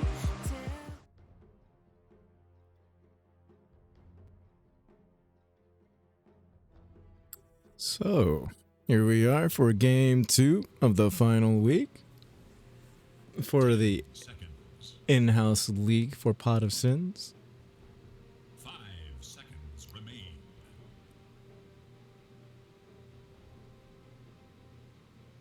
And I want to see what is going on here. Huh. Why is my...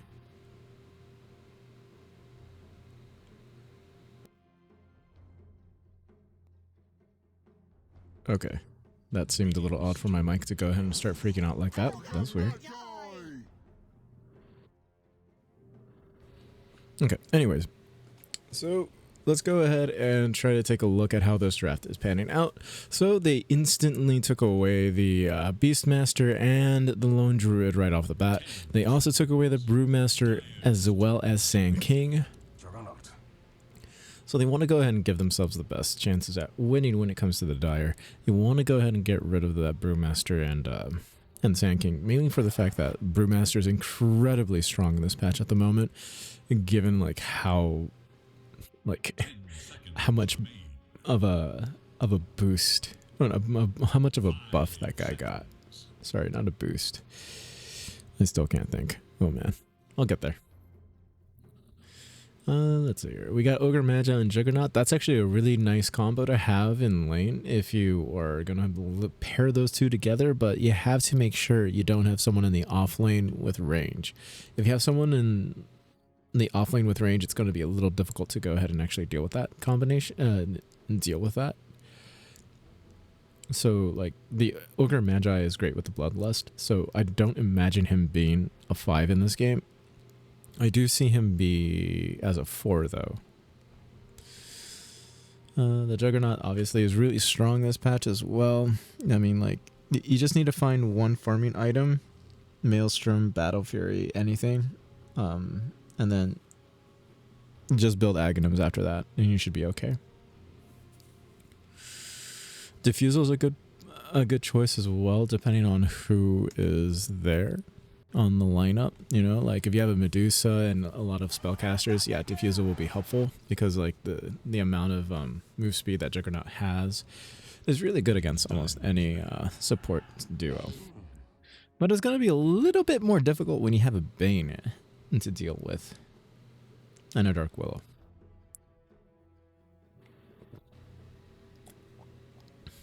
I mean, it's not bad against Dark Willow. I mean, like being Juggernaut, like your Omnislash isn't going to be that effective against her, but still, it's just like, it's just good to have.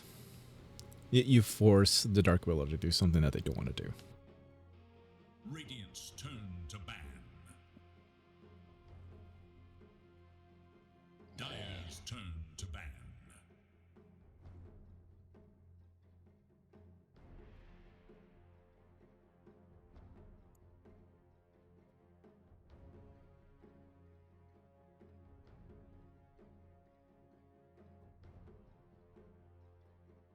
Seconds. 5 Radiant's turn to ban. So no Slardar. Interesting. Okay. Oh, no Grimstroke or Axe. Okay. I can see why they don't want to do that. Or don't want to face them. I mean, Grimstroke again is super strong this patch. You just have to get that Phantom Embrace on and just really focus on what you need to do. Because like in lane, it was strong. They just couldn't keep the momentum up.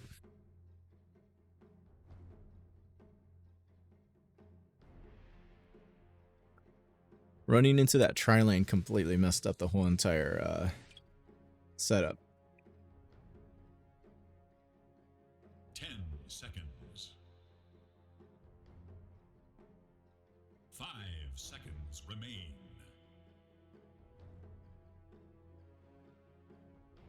It is Radiant's ban.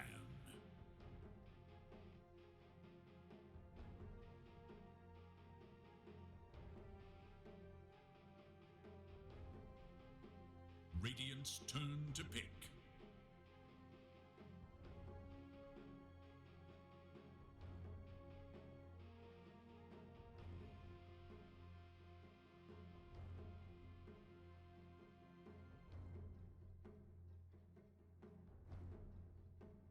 Seconds.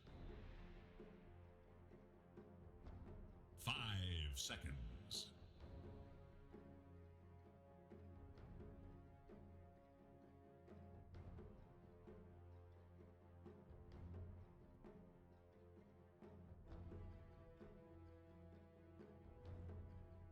Interesting. Okay, so no PL and no CK as well as no Mars.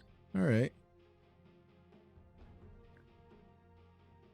I kind of feel like the Dire can go ahead and try to aim for Fuzzy Wuzzy. You did take away a lot of the overpowered heroes from the patch. Pangolier isn't too much of an issue for Fuzzy Wuzzy, you just have to make sure Ursa doesn't get caught out. There are other options that you can go ahead and run for with a carry, of course. 5 seconds remain. Radiant must choose. Razor. Okay. So it feels like that's going to be a mid Razor again. Because you can go ahead and actually take on the Pangolier and not worry about it too much. You know, you may be disarmed for a few seconds, but that static link is super useful.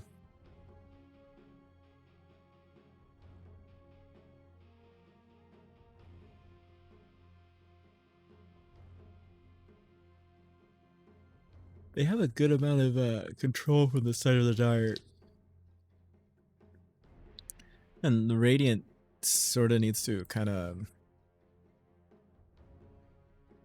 set up their control a bit. So far, I mean, like the Rolling Thunder from Pangolier is really good, but the Ogre has to be able to be in position to make sure they can go ahead and... Oh, hello there, Centaur. Alright, that changes the formula a little bit. I mean, Pangolier seems to be the mid hero right now. And I don't feel comfortable matching that up against a Razor, but at the same time, that Swashbuckle is going to be really, really annoying. You just got to make sure that you're able to go ahead and land your disarms, that's all.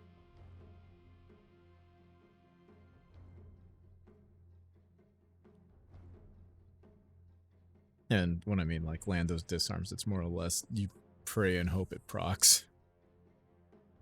That Centaur War Runner has been really interesting.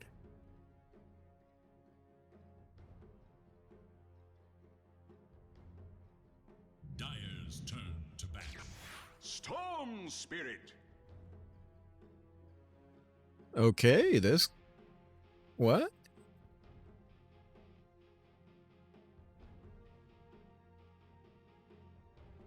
This is interesting now. 10 seconds. You can totally opt for an AM as your last... as your carry now, if you're a Sea Serpents. You just chuck Juggernaut in the mid lane. Oh wait, then you got an all melee team. That's not exactly a good thing. Because they're all ranged heroes at this point. Ah! Radiant's turn to ban. So no Viper.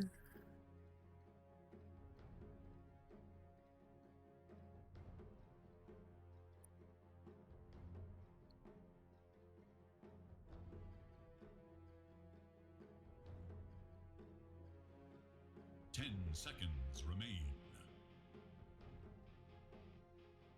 Because I feel like the more carries you take away, the more refined decision, not a refined decision, the more of an idea you get who you're going to be facing off with. Or you can go ahead and just be like, okay, what can we do to fix this? 10 seconds remain.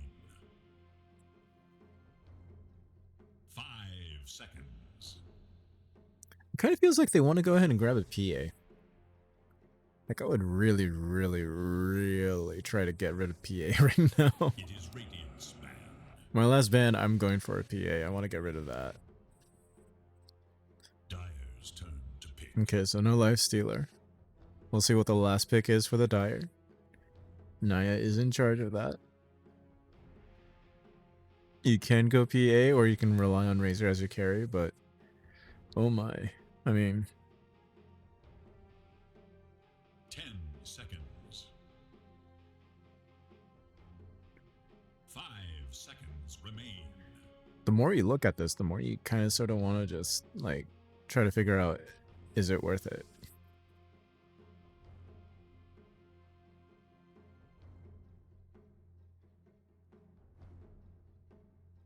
Radiant's turn to pick. Ooh. Looking spicy. All right.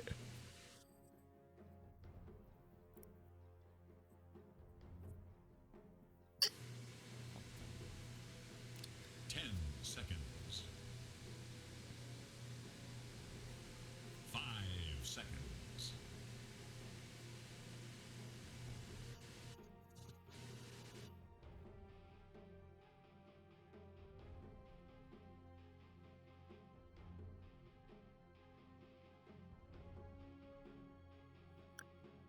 All right. This is interesting. Maybe Skywrath Mage?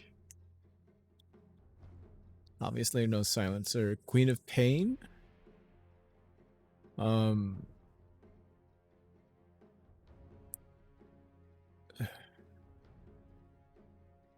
Lina? I think Lina might be good here too. She did get some buffs recently, so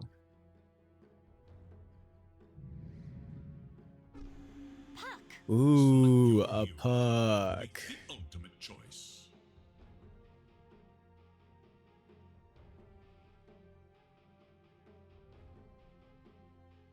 That is a really nice pick. That's gonna mess up HOD so bad in mid. Interesting. Okay, so we got alright. Okay, so check this out. The Dire side, they're gonna be running with a Bristleback 1 position, because that's Phantom. HOD is gonna be the mid player, GSP is gonna be in the off lane with Helzahen from the looks of things, and Naya is gonna be the 5. So we got DDX mid from the looks of things, if I'm not mistaken. Or actually, hold on.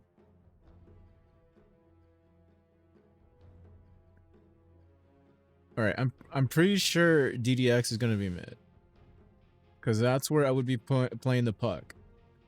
That's where I would be going. But we saw TMA mid last game, so Pangolier, I guess mid, maybe. But we do know the other positions. Jamaican's going to be on the Ogre as a 5. Excalibur is going to be the 1. Poop will be the 3. It's up to DDX and TMA to figure out which one is going to be the 2 and which one's going to be the 3. I mean the 4.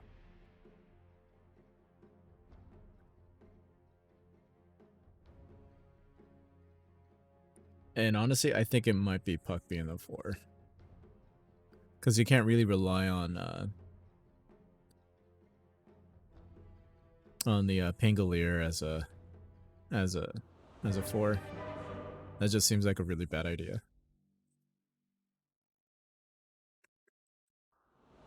Okay.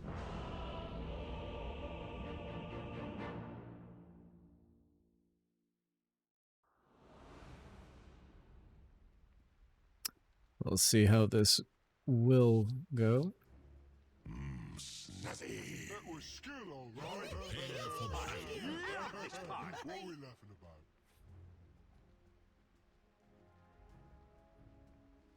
There's a fine line between bravery and stupidity.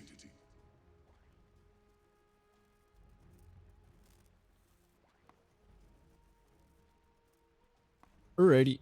So it kind of feels like...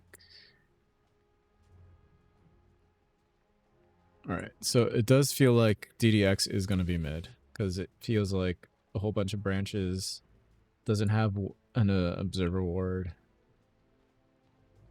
Oh, they do know they have him there. They did a great job getting there before the other team was able to get there. Just chuck up that ward ASAP. Oh, good job, boys. But we'll see how this game will pan out. Naya trying to be in the sneaky in the back line. Oh, the swashbuckle does miss.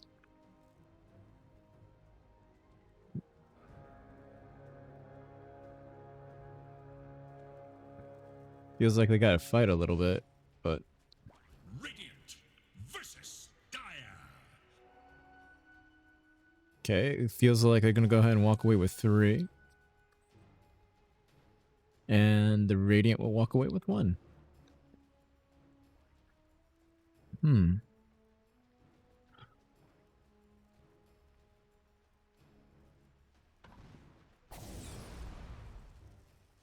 Anyways, I don't know about the positioning from the side of the Radiant for doing that, but that seemed a little interesting. Alright, there's a static link from GSP. Jamokin's going to be running around in circles trying to get away from this. Break the static link. He's going to go ahead and throw out an ignite. See if TMA will show up. There's a quick swashbuckle. They are having GSP under threat, but his right clicking is helping a bit. Bane showing up a little late for the lane. So it's going to be a tri lane, so that way Excalibur can go ahead and get a non-contested lane.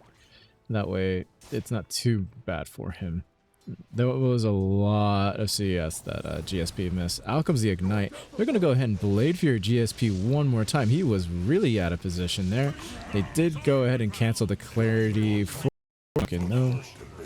And with that said, it feels like Naya's going to be sitting back here to go ahead and cut the lane a bit to go into GSP's pocket. But Over on top lane, we have Phantom just running at these heroes right now. He's throwing out that goo, and man, oh, that goo is so deadly sometimes. Not entirely sure how many mangoes he started out with, but let's see here. Oh, throwing out that goo and that quill spray.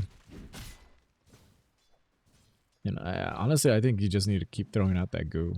Because, like, you got two heroes here that have relatively low armor. Yes, lots of health, but relatively low armor. So you can go ahead and just keep chucking goo and they're not going to deal much. Alright, already, yeah, one goo on Poop just ruins his day. Makes it 0 armor, essentially. And that slow is awful. I'm going to go ahead and try to fight this out. Oh, there's the Bramble Maze. They do have TMA in a bad spot. Poop with a stomp to slow down the Phantom. Down goes the Razor down in the bottom lane because I missed it. Out comes more Snot and the Quill Spray. Poop using the double edge. Unfortunate. But here comes the Swashbuckle and misses completely, but the Disarm is right there to help. But oh no! Phantom was able to go ahead and squeak out a victory for himself.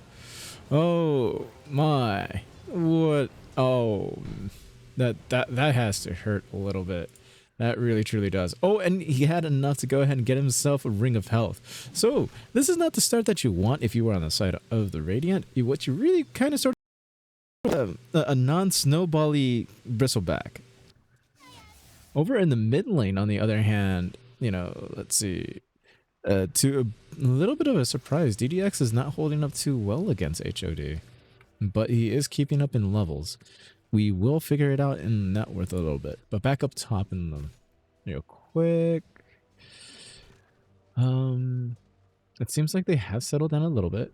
They're gonna go ahead and just keep pulling the creep waves and everything and see if they can focus on keeping the creep equilibrium in their favor a bit.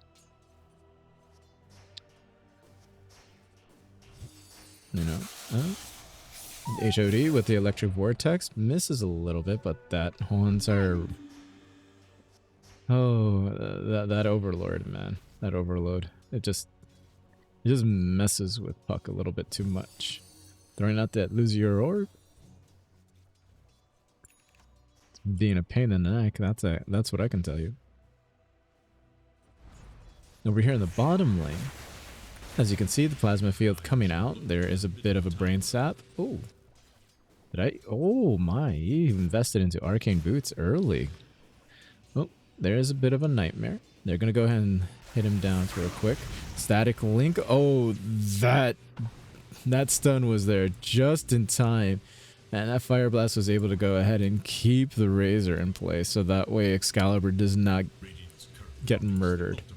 But in the top lane, oh, DDX's Courier's Guild. Oh, mid lane. We do have a Silence HOD. Out comes a Static Remnant. He's going to go ahead and throw out the Illusory Orb. But the right click was, oh, with the phase shift and perfect timing, does not get smacked. Ooh, that leaves him with a great opportunity to use his salve and grab whatever was on left on the Courier. He can go ahead and be super aggressive here. No battle charges there to the left, but opts not to. He does have level 6, so he can actually go in on this if he throws out the Illusory Orb, gets a good angle on it, and probably gets the Dream Coil and just finishes the job. But unfortunately, he was unable to see and recognize that, I guess. Or he probably did and just didn't feel comfortable with it. So the HOD is going to go ahead and go straight back to his base, heal up real quick, and figure something out for himself. Honestly, I think that would have been a turning point for DDX there. I think it would have been really, really good for him to go ahead and try to challenge for that. And here's Phantom going straight at Poop. He's going to go ahead and throw some more nasal goo. There's the right click, and out comes the Quill Spray for the finish. Phantom, he's not going to be in too... Oh, I think him TPing and turning around a little bit is what ruined that chance right there. I think if he moved back a little bit this way, cut a few trees down, and just like try to walk out, I think he would have been able to live. Just standing there and taking all the damage, especially the right click from the range creep, really probably ruined his day. I really did feel like he was going to be able to get out of there. It just I don't know. Okay, Excalibur's looking for is something here. He's looking and looking. Oh, he is level 5. He's trying to get to his level 6. He's not that far away either. He does need to find creeps, though. He doesn't want to be in lane too much, especially with a GSP right there. But sometimes you're kind of forced to do what you need to do instead of what you want to do. Nice level to 9. Oh, able to get it. Oh, another crit. Oh, out comes the plasma field. He knows he's going to be in a little bit of trouble. He's holding on to his Blade Fury just in case. He's Nightmared up a bit. He does have his level 6. He's going to go ahead and Blade Fury and TP away back home. Just to make sure he can stay out of harm's way. Doesn't want to chance it. Too many heroes and too many enemies around. Too many chances to bounce. Poop is not exactly having a good lane, more or less. He does have a good amount of health regen right now. Same with the Pangolier, helping him out. Not the greatest levels, but, you know. Oh, they found Jamokin, though. They're just going to go ahead and initiate on him. And they got an easy kill. He's level 6 with this Bristleback, so it's going to be a little difficult to stop him. He does feel like a Voodoo Mask is going to be good for him, and I will have to agree with him on this one. The lifesteal is really good. HOD is opting to be waiting for some runes, I believe. Or, oh, sorry. I should have looked at the timer a little bit closer. He was just stacking. Lots and lots of stacking. Ooh, the double damage is available. TMA is almost there to go ahead and capture that rune to make sure that HOD doesn't get it. He's going to go ahead and instead try to protect it. Oh, there's the Dream Coil, and he's going to be stuck right there. Can they go ahead and use a Waning Rift so he doesn't get away? He's going to go use a double damage. One more right click. Oh, no. Oh, so close. I believe if DDX had one more point in the Silence for Waning Rift, I think that would have been, yep, one more point. That would have done the trick. Oh well, I mean, that was just unfortunate. You know, Lucky Shot didn't proc, I guess, so. Because that deals damage, don't it? Armor reduction, yeah. But anyways. Ooh, Jamokin is dead as well. That Razor and Bane combination must be wreaking havoc here. Oh. That's not good. Over in the mid lane, DDX seems to be in a little bit of trouble there. I would be opting to look for some runes right now. Like, oh no. His Centaur took the rune, and I have an empty bottle. Oh, that seems to be a little bit of a grief there. That's unfortunate. I'm going to chalk that up to miscommunication between the two players, obviously. Oh, but, you know, you never know. It's just like, it's just unfortunate.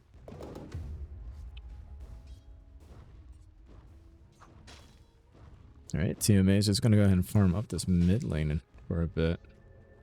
Just helping out his DDX.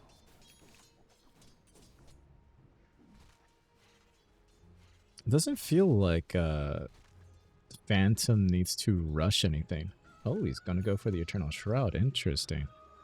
Man, I would have been trying to rush for the well, actually no, the Eternal Shroud would be good first, and then try to rush for the Abyssal Blade. Because you're gonna need damage in this game. You just can't rely on the Razor. Like, this is the thing that you have to do if you're Phantom right now. Just put a lot of pressure and make sure that Poop doesn't have a recoverable game. TMA right now is he's in no man's land. If he gets caught out one more time, that's not good. Gets caught out one more time and gets murdered. That's really, really not good. HOD's right there on the side here with Helzahan. Trying to see if they can go ahead and bait out something from DDX right now. There's the Illusior. Can go ahead and just hang around. Oh, out comes the Bramble Maze. They do have him in place. The Invis Room. Oh, wait, that was a smoke from Naya. Here comes the Fiend's Grip. They're using Stampede to catch up here. They're going to go ahead and try to fight this. They're able to go ahead and take the Storm Spirit out. And down goes the Dark Willow and the follow-up on the kill for Naya. So DDX goes down, and so does 3 other heroes on the side of the Dire. So for a 3-for-1 exchange, I would take that any day of the week. Especially when you go ahead and take out a key component of their team in the Storm Spirit. So HOD got a little greedy and got caught out. But at the same time, you got Stampede and like 3 people converging onto the same lane. But here's the thing, if you're DDX right now, you cannot afford to lose any more experience. That Rolling Thunder being committed with TMA, I mean, this isn't the best use of the Rolling Thunder, but it was a good use to go ahead and try to get everybody away from your tower, understanding that your teammates are in separate portions of the map. So you kind of sort of need to recover a bit. The Dream Coil will be up in a few seconds if they decide to go ahead and turn around and try to defend this tower. Just for a little bit. Like, 1 defense here and then giving it up would be fine. Mainly for the fact that you can't trade for that outer off lane. That tier 1 is just not going to go down. Your lineup isn't really made for pushing just yet. Just for pressure.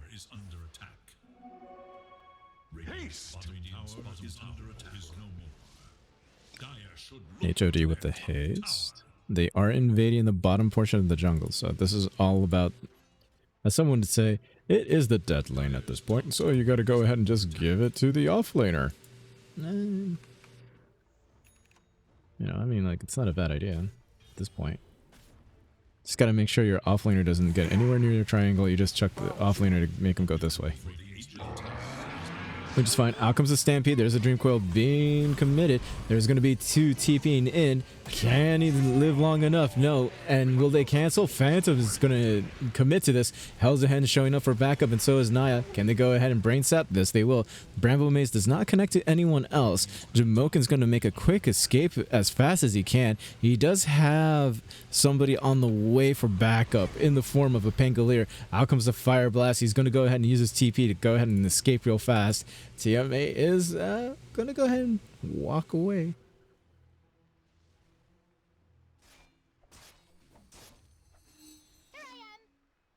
I really thought they had something else there to go ahead and cancel, but I forgot that the Bramble Maze was already used. No Yules either, so I was hoping that she would have it already, but Dark Will does not have it just yet. Okay, so Sanjin Yasha is on the menu for the Bristleback, which is fine. Oh, Juggernaut, on the other hand, got caught out by 3. Naya, Helzahen, and Phantom showed up. Oh no, and they're taking an Ancient stack as well. Oh, that is really bad news. That is terrible news if you're the Juggernaut right now. You're like, oh god, I have a fancy stack right here, and now it's being taken by the enemy team. I do not want this to happen to me.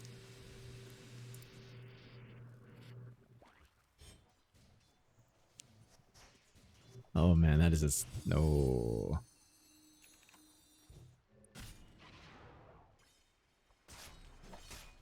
That is terrible.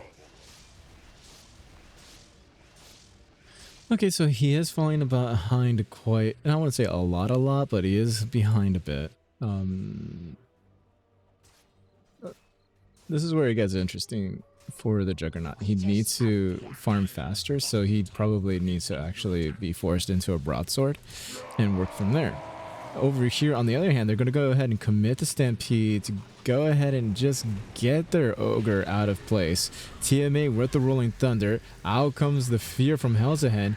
And that Rolling Thunder is doing some damage right now. Out comes the multiple ignites and the plasma field to go ahead and get TMA. TMA does have the Cursed Crown, but the Dark Willow does go down. DDX is right there, the Dream Coil people.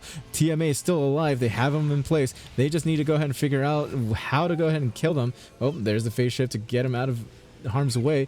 Excalibur is right there to help out. He does have his Omni Slash. He's going to go ahead and commit it onto GSP. Out comes another. And there's the Blade Fury from Excalibur. Oh, HOD with a zip on in. Not realizing it doesn't have too much mana for a follow-up. Alrighty, they're gonna go ahead and try to get this. TMA has been surviving this whole entire team fight, and Poop is right there to help out. There's a double edge and the stomp. Nope, there is a swashbuckle, and down he goes. There is the Blade Fury coming out from Excalibur to protect himself from Phantom. Oh, there's the Fiend's Grip to keep him in place. They are going to go ahead and try to goo him down a bit. There comes a Fire Blast, and there is the Hoof Stomp to stop Phantom from engaging and get the darn little Juggernaut out of harm's way, but he has to Blade Fury away because Helsenhin had him in the Brambles Maze. Oh, there's the Yeep. Oh, in lots of trouble right here. There's the silence from the puck, and they're able to go ahead and turn it around onto this Dark Willow. Oh man, that Dark Realm. Oh, not Dark Realm, was it? The Shadow Realm. There we go. The Shadow Realm was there to be a little helpful for the against the Juggernaut, but like could not go ahead and get it out in time. Oh, here comes another Rolling Thunder with a Dream Coil. They really do want to go ahead and defend this tower. Out comes the Stampede to roll in on these guys, and they're going to be able to take down Phantom. Out comes the Illusory Orb, and they're going to go ahead and try to maybe chase down GSP. They're looking at it, but I think it's more of a zoning play more than anything else. Talk about turning this game upside down on its head when everything felt like that Phantom and the rest of the team was going to go ahead and just start taking objectives. They were able to go ahead and turn it around. You know, Excalibur opting for the Claymore first. He almost has his broadsword done. He's going to get that sent out to him ASAP right now. You can buy it and grab it and send it to you. There you go. Probably realized at that very moment. So the Blade Fury is going to be finished nearly 18 minutes into the game. It's a very, very tough completion there. But Poop and Jamokin was able to go ahead and take out Naya. So we're going to probably see a lot of pressure being put onto this particular tower right now. We got Helsenhin guarding it, but it's going to be a 3-on-1 situation from the looks of things. Make it a 4-on-1. But, TMA going to go ahead and zip on. He's trying to use a swashbuckle to go ahead and keep him away. He's thinking about using and breaking the tether, but nope, he's not going to go ahead and break it. It's going to just stick right there. Thank you. You know, the shield crash, you know, like almost saved the Oh, they're going to go ahead and commit the Stampede. The Zip was on target, but in a wrong spot. It's able to go ahead and TP away. The Bramble Maze was being committed, but over in the mid lane, on the other hand, we have Jamokin and DDX trying to deal with his Phantom. TMA is going to TP on in. Out comes the Fire Blast once. Oh, they have him used up. They're going to go ahead and commit the Rolling Thunder. They're trying to keep him in place with the body blocks. There's the shield crash and one more stun. There is a Rolling Thunder stun followed up with a swashbuckle. That was a quick, easy kill. But here comes some reinforcements for some vengeance. Oh, they have 3 caught in this Bramble Maze. Oh, but it kind of feels like they're turning it around. And they're turning it around. They did. They're going to go ahead and use the Omni Slash onto the Razor. Razor goes down. Naya's trying to run away. They're trying to disengage from this. And HOD, TP and Zip away. Naya's trying to lead everybody away from the rest of his team. Great job from Naya to do so, but he does go down anyway. So this opens up the mid lane quite a bit. And when I mean it opens it up, I mean it really opens up their options for what they can do. I know the Bristleback is coming back to try to go ahead and help out with the situation, but it doesn't feel like he can go ahead and push this lane out without being put under threat. There's a lot of spells that they did use already. 91 second cooldown on the Juggernaut, but I don't think it's enough. He does have the Mask of Madness queued up for a bit, so that's really neat. Yasha is in the works as well. Poop is going to be pushing out the side lane. See if he can put more pressure on this tower, like I mentioned before. Have them commit to it to go that way. That way, this whole entire rest of the map is just absolutely free to farm for Excalibur. Just going to go ahead and rotate that way, as you can see. TMA is also doing the same thing, but he went ahead and farmed up the non-essential camps and rotated directly towards the mid lane to help out DDX with making sure that this lane doesn't get pushed in too far. So as you can see, it's starting to form up in a way where Poop is putting pressure onto this lane. You're starting to see a lot of the team for the Dire side to hover over this way, but Phantom doesn't want to do that. It kind of feels like Phantom wants to stay in this area specifically, because if he does that, right, this at least puts enough pressure where HOD can go ahead and go at an angle from the back line, and it puts a lot of threat on there. So if you're not going to go ahead and respond to a defense on the tower lane like this, Poop is just going to take it for free. Which means that double wave right now is going to put this one into major threat. Which is fine. Like you don't want to care too much about that. You just want to do what's best for your team. And Poop made a great decision there. So did HOD. Because like when he rotated this way to maybe do a potential flank, he saw that this whole entire area was free for him to farm. So he took that, and now he's going to go ahead and, with his hard work and decision there, put that tower under threat. Which leaves the whole entire situation with the team on the Radiant side to just take over their jungle right there. They can go ahead and rotate back, protect their jungle as well. In the triangle, and just move on to the next section. They had a really bad start to this game, but they're recovering well. So it wouldn't surprise me if Juggernaut overtook the Bristleback relatively soon, because they're making the right plays that they need to right now, instead of the plays that they want. So the Juggernaut can find ways to get back into the game. You have a little bit of better control on the map for pressure. Now you just brought back the Bristleback into this bottom lane where he doesn't want to be. But he does want to be here. Or doesn't... Okay, never mind.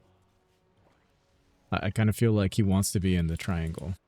Like, that's where you really want to be if you're a Bristleback. Because you kind of need to farm up quickly. Because like, to get heart, you need to farm faster than this. I don't know if the heart would be the best choice right now, because you're going to lose out on damage. And like I said, you need damage. And going for the heart when you have S and Y doesn't feel like that's going to be good. Like, you really do need the basher. So like, yeah, you do need the basher. You need the Abyssal Blade.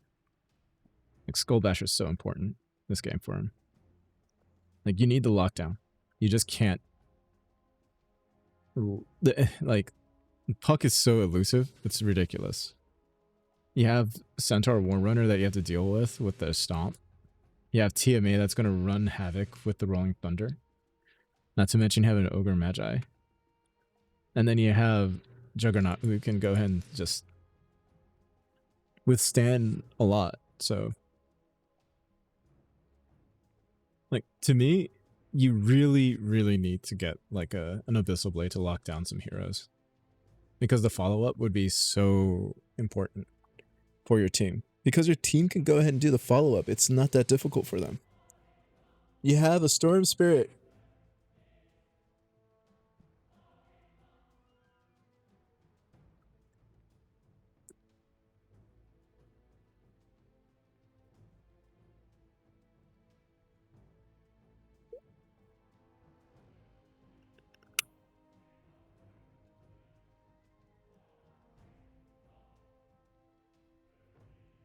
Storm Spirit's so cool in this game. Like, he can zip down in. You have a Razor to help out. I mean, you just need one more lockdown and it would make your team's life easier.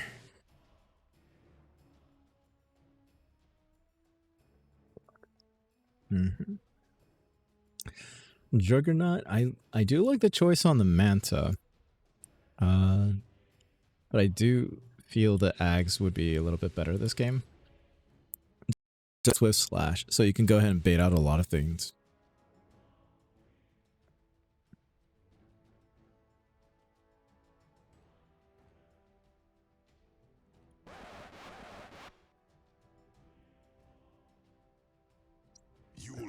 Alrighty, so we're gonna go ahead and continue this game. The Radiant have a 2k net worth lead. That Bristleback is starting to dwindle and shrink. The Centaur and Juggernaut are catching up to him.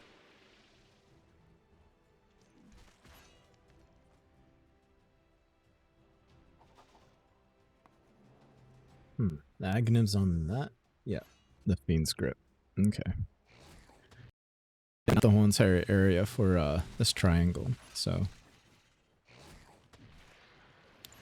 You know what? The next thing he can probably do is, let's see here, what does he have there? Octarine Core. Okay.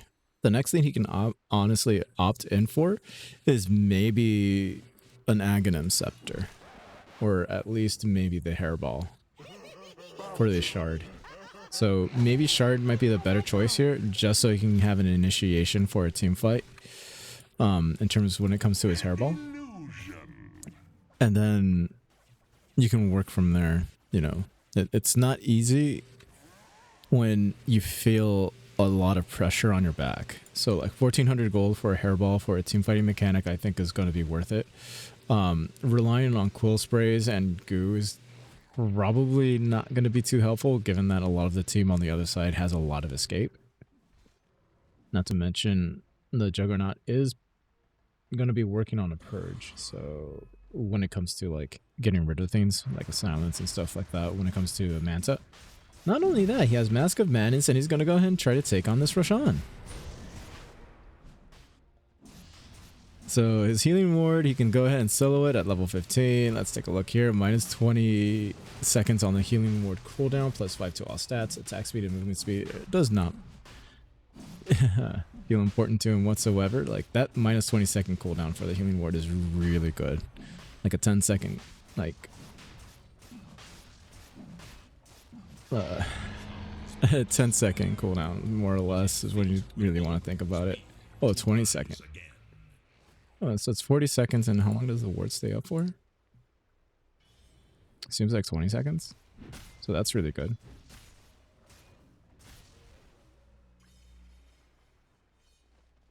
Already at full health, so. Oh.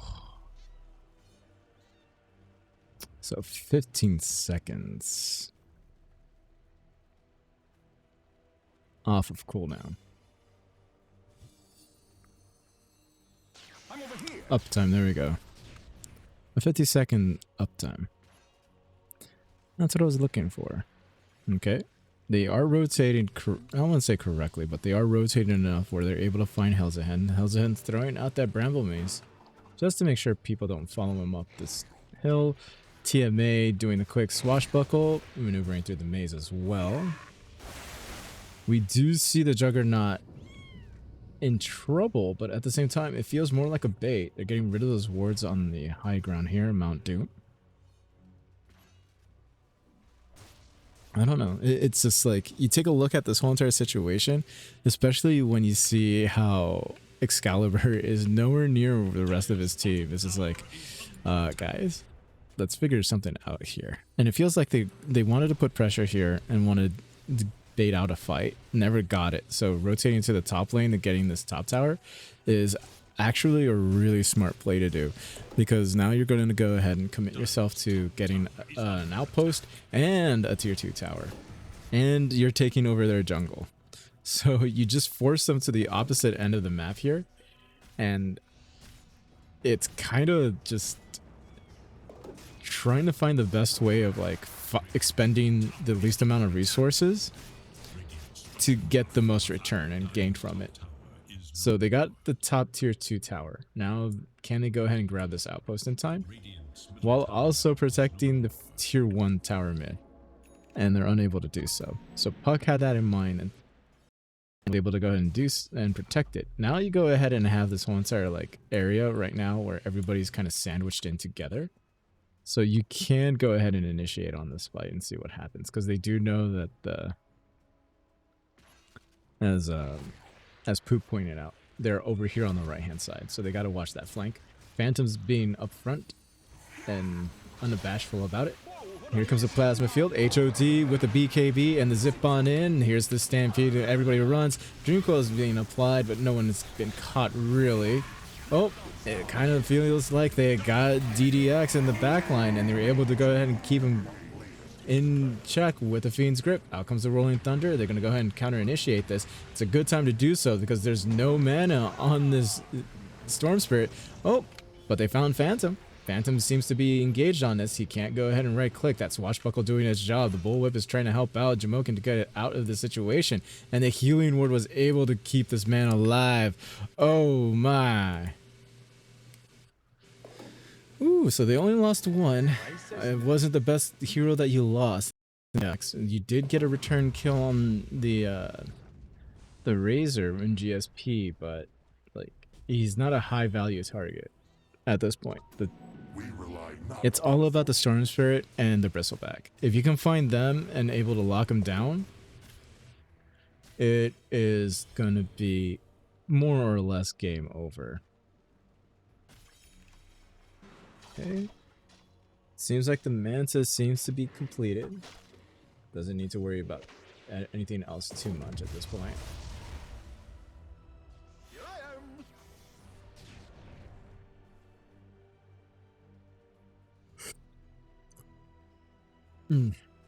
HOD's right there. My apologies, it's been an interesting few days for me. Oh, let's see. Huh. So he's also thinking Octarine Core as well. Thinking maybe for the lifesteal? Oh, but here we are with a fight in the mid lane with a Dreamcoil down, keeping these two heroes in place. That BKB being extremely useful, but that Rolling Thunder is really a nuisance. Man, when it comes down to it, I mean, this... Oh, Jamoken, he's in a lot of trouble. I believe he has to use his Glimmer Cape. He's throwing out the Fire Blast to go ahead and do something about it, but he can't do much. Oh, and they're going to go ahead and reclaim the Aegis. Oof. Kind of feels like that wasn't really used too well. I mean, they did get a tier 2 out of it, but they didn't get to keep the outpost for too long. I mean, they did fight under a ward here in this whole entire area, so I don't know, like, it seemed like a good idea for a fight there, but it clearly wasn't, because they lost Jamoken in that fight, and they almost got the Dark Willow in Helzahen, so it wasn't too much of a victory, no matter how you look at it. Like, your high-value targets are still alive. Storm Spirit, Bristleback, not to mention Bristleback, finally... Oh, it's a Bloodstone, not a Octarine Core, my bad. So you got a Bloodstone. So the same goes with the Storm Spirit. AC, okay. So he's opting for minus armor to help out with the damage. Out comes the Shiva's Guard. They're going to go ahead and use the... they use the Omni Slash, which is great. They're going to go ahead and also commit the Stampede to finish the job on it. HOD is right there to help out. But man, they got the Fiend's Grip on the Juggernaut. Excalibur throwing out the Healing Ward, just trying to do something about it, just so he can stay alive. He's able to stay alive for a little bit. Out comes the... They do have HOD a little bit under threat, but oh, the Plasma Field showing up from GSP, and they're going to try to man fight this right now. There's the Blade Fury. Can they finish the job? Oh, and the Fire Blast from Jamoken with the help. Out comes the Ignite for Naya. Oh, Dreamcoil keeping the damn Storm Spirit in place. It feels like HOD is not going to live through it at all, and he goes down. Out comes the Illusory Orb to go ahead and finish the job on Naya as well. Everyone surrounds Naya. Down goes Naya. That is a complete team wipe for the side of the Dire. And so many times did Excalibur feel like he was going to die, and he was able to go ahead and survive anyways. Oh man, this must be feeling really, really bad for the side of the Dire. Oh my, out comes the Healing Ward. This tier 3 is under massive threat. It feels like they can go ahead and actually rax this lane real quick. And the Bristleback is up. but I don't know if Phantom can do anything about it. Out comes the Swashbuckle. He is disarmed a little bit. The Spirit Vessel is applied to him, so he isn't going to heal too well. Poop's going to move on forward using the Shiva's Guard, and they're going to go ahead and try to think about maybe re-engaging on this fight. They're not leaving just yet. GSP with the Plasma Field and the Static Link. Out comes the Yules one more time, and there's the Crown's Curse to go ahead and keep him in place. They're going to go ahead and use the Stampede as well as a team, and then, oh my gosh, like Excalibur is putting himself in really bad positions here. He's going to go ahead and Blade Fury away. Centaur is still alive, and they're going to go ahead and find Jamoke in there. Swashbuckle right there. Out comes the Rolling Thunder. Here comes the Zip from HOD with the BKB, and the Rolling Thunder is not going to be too helpful right now, but trying to find somewhere to apply. Oh, they're going to go ahead and break the leash on the Dream Coil for HOD, and down he goes. There's a lot of stuns going on. That eagles up Phantom, and Excalibur's trying to find that backline. The Static Link is right there. He's going to go ahead and use the Fiend's Grip from Naya thanks to that Aghanim Scepter, but it's not going to be too helpful right now because Excalibur is going to go ahead and start using his Omni Slash. He does have a few people in mind, but all three of them sticking together, making sure none of them die. The sleep is out on the TMA. Here's the Plasma Field, and the Healing Ward is going to be helpful right here. It disarmed. Oh, the Bristleback is disarmed, and DDX in the backline. Poop is trying to go ahead and also be a buffer right there, but the Crown's Curse is going to stun him up.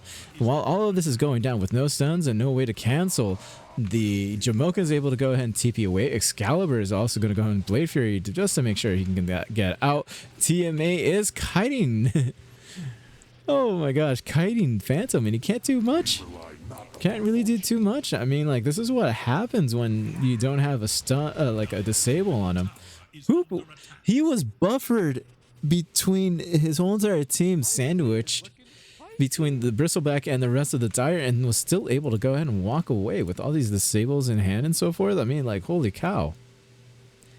That, yikes. This is the problem.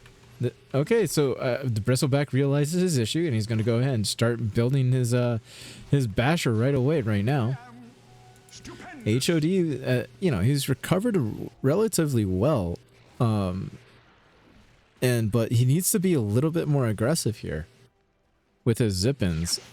He needs to go at this point. It's all about trying to find someone and picking them off for himself.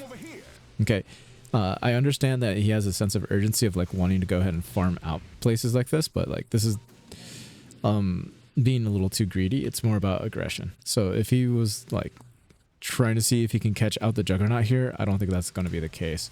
Like the Radiant took a really big fight for like the past few minutes and just took everything that they wanted. So they're going to go ahead and just like run over to the Roshan and just take everything. And not only that, there's the shards for this. And they're going to give the Blade... Oh. They're giving everything to Excalibur. Well, except for the Aegis. Aegis goes to DDX. I mean, Cheese and the Aghanims, like, look at this. Increased movement speed during Blade Fury. Yeah, that's a good way to, like, lock down someone. And then not only that, you have a Solar Crest from... Oh, there's a blink forward from Poop. Did have GSP right there, but they're going to go ahead and stampede and find someone in the back line. Down goes Naya. Oh, they're going to go ahead and try to Blade Fury GSP. Lasts long enough for his Yules to be effective for just a little bit. But hey, here comes the Blade Fury again. They have all of these people in Dream Coil land. And oh my lord, Phantom's the only one standing at this point. And Phantom's in a lot of trouble. I don't feel like he's going to be able to escape any of that, because he had all 5 heroes on top of him, and this is starting to look like it's going to end real soon. There's only one buyback available from the Dark Willow, and if they know what's going to happen soon, like, you go ahead and get this Rax and see if you can force any buybacks out right now. And if they're not going to be buying back, you go for the tier 4s and try to end this game right now. They're not calling out GG just yet to see if they can bluff this for a bit. I don't think they're falling for it. So they're going to be aiming and trying to kill this whole entire tier force. All right, they have one in Naya. They have the Bramble Maze being thrown out by Hell's Ahead. They're trying, they're doing their best. Out comes 3 different illusions with the Fiend's Grip. They need to kill all 2. They're able to go ahead and free up the Jamoken. Oh, can they buy enough time? The glyph is right there, but it doesn't seem like it is. And they're gonna finally call a GG in the well played. All right, so congratulations to the side of the Radiant there. Let me go ahead and throw up the break screen.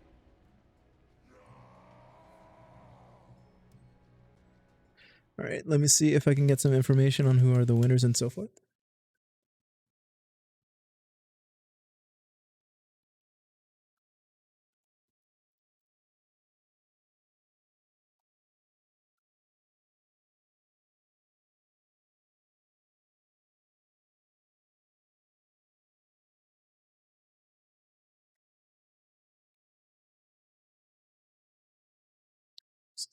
Oops.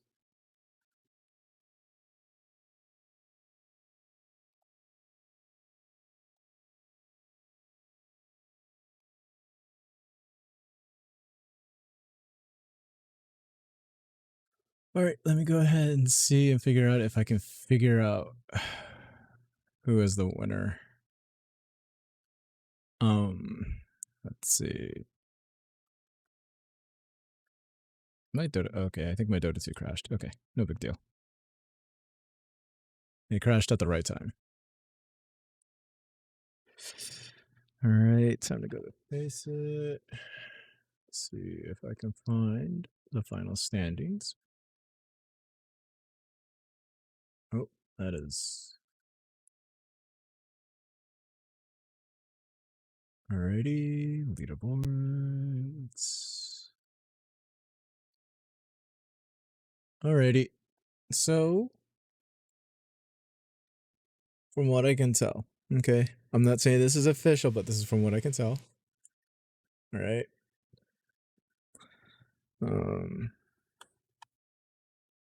Oops. Nope, that is not what I want to do. This is what I want to do. Alrighty, so from what I can tell, these are the standings. We have in first place, Dr. Or wait, no, that's Drimeg, or Dr. Emeg. I have no idea. Congratulations to you. You are finishing in first place with 20 points, and GSP will get into second place with 16 points. And third place, we have Geomancer tied with Naya and Jamoken. It's a 3-way tie for third place. How fitting, with 16 points for everybody right there. But when you go ahead and take a look at the winning percentages, Geomancer is the one that's on top at 78% in comparison to Naya and Jamoken at 67% win rate. All right, HOD finishes in 6th place. Kingdom of One is going to be in 7th. Coach Sun is in 8th. We got 18 Jakao in 9th. Satan Dota is going to be finishing up in the top 10 at number 10 with 12 points. So congratulations to the winners of the in-house in-house league for Pot of Sins. Man, this is one of those days, you know? So congratulations. That seems to be the final standings, and from the looks of it, it's pretty cool, you know. All right. So congratulations to all the winners in first, second, and I have no idea how they're gonna figure out third, but they will probably figure that out themselves. And I am going to go ahead and take the rest of the day off, relax, and enjoy my weekend. Okay. And so will the rest of you. So anyways, I do want to say thank you so much for everybody who's been on this wonderful journey with me for the past few weeks, several weeks in fact. While I go ahead and did all that casting, and I want to say thank you again. This was a pleasure and absolute fun to do Pot of Sins in-house league for the past 6 weeks. So, ladies and gentlemen, boys and girls, and non binary alike, I want to say a wonderful thank you one more time, and I'll leave you be.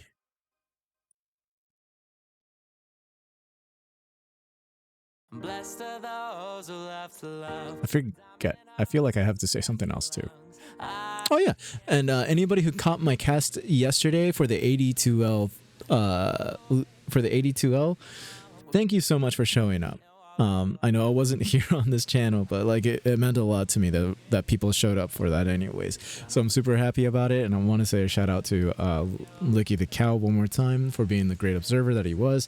Shout out to Papa Tootie and to Turtle Dotes for being my co-caster expert panelists, or whatever you want to say.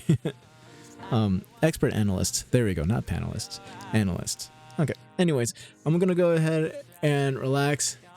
And you guys take your time and do what you want to do. I'll see you guys later. I'm going to leave the stream up for a little bit just so we can listen to this relaxing music that is provided by Pretzel Rocks. So go ahead and take a look into that company. It's royalty free and they have good music. Check it out.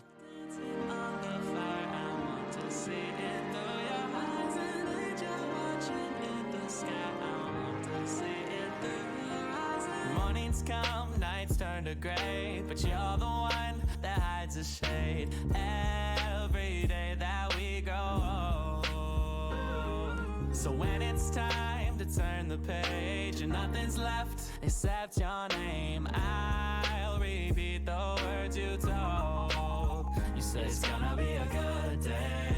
Every time you open up your eyes and you see that there's a light, a reason we're alive. Blessed are those who love to love with diamond hearts and plastic lungs. I want to see through your eyes. You see what's right and what's gone wrong, and that's your gift.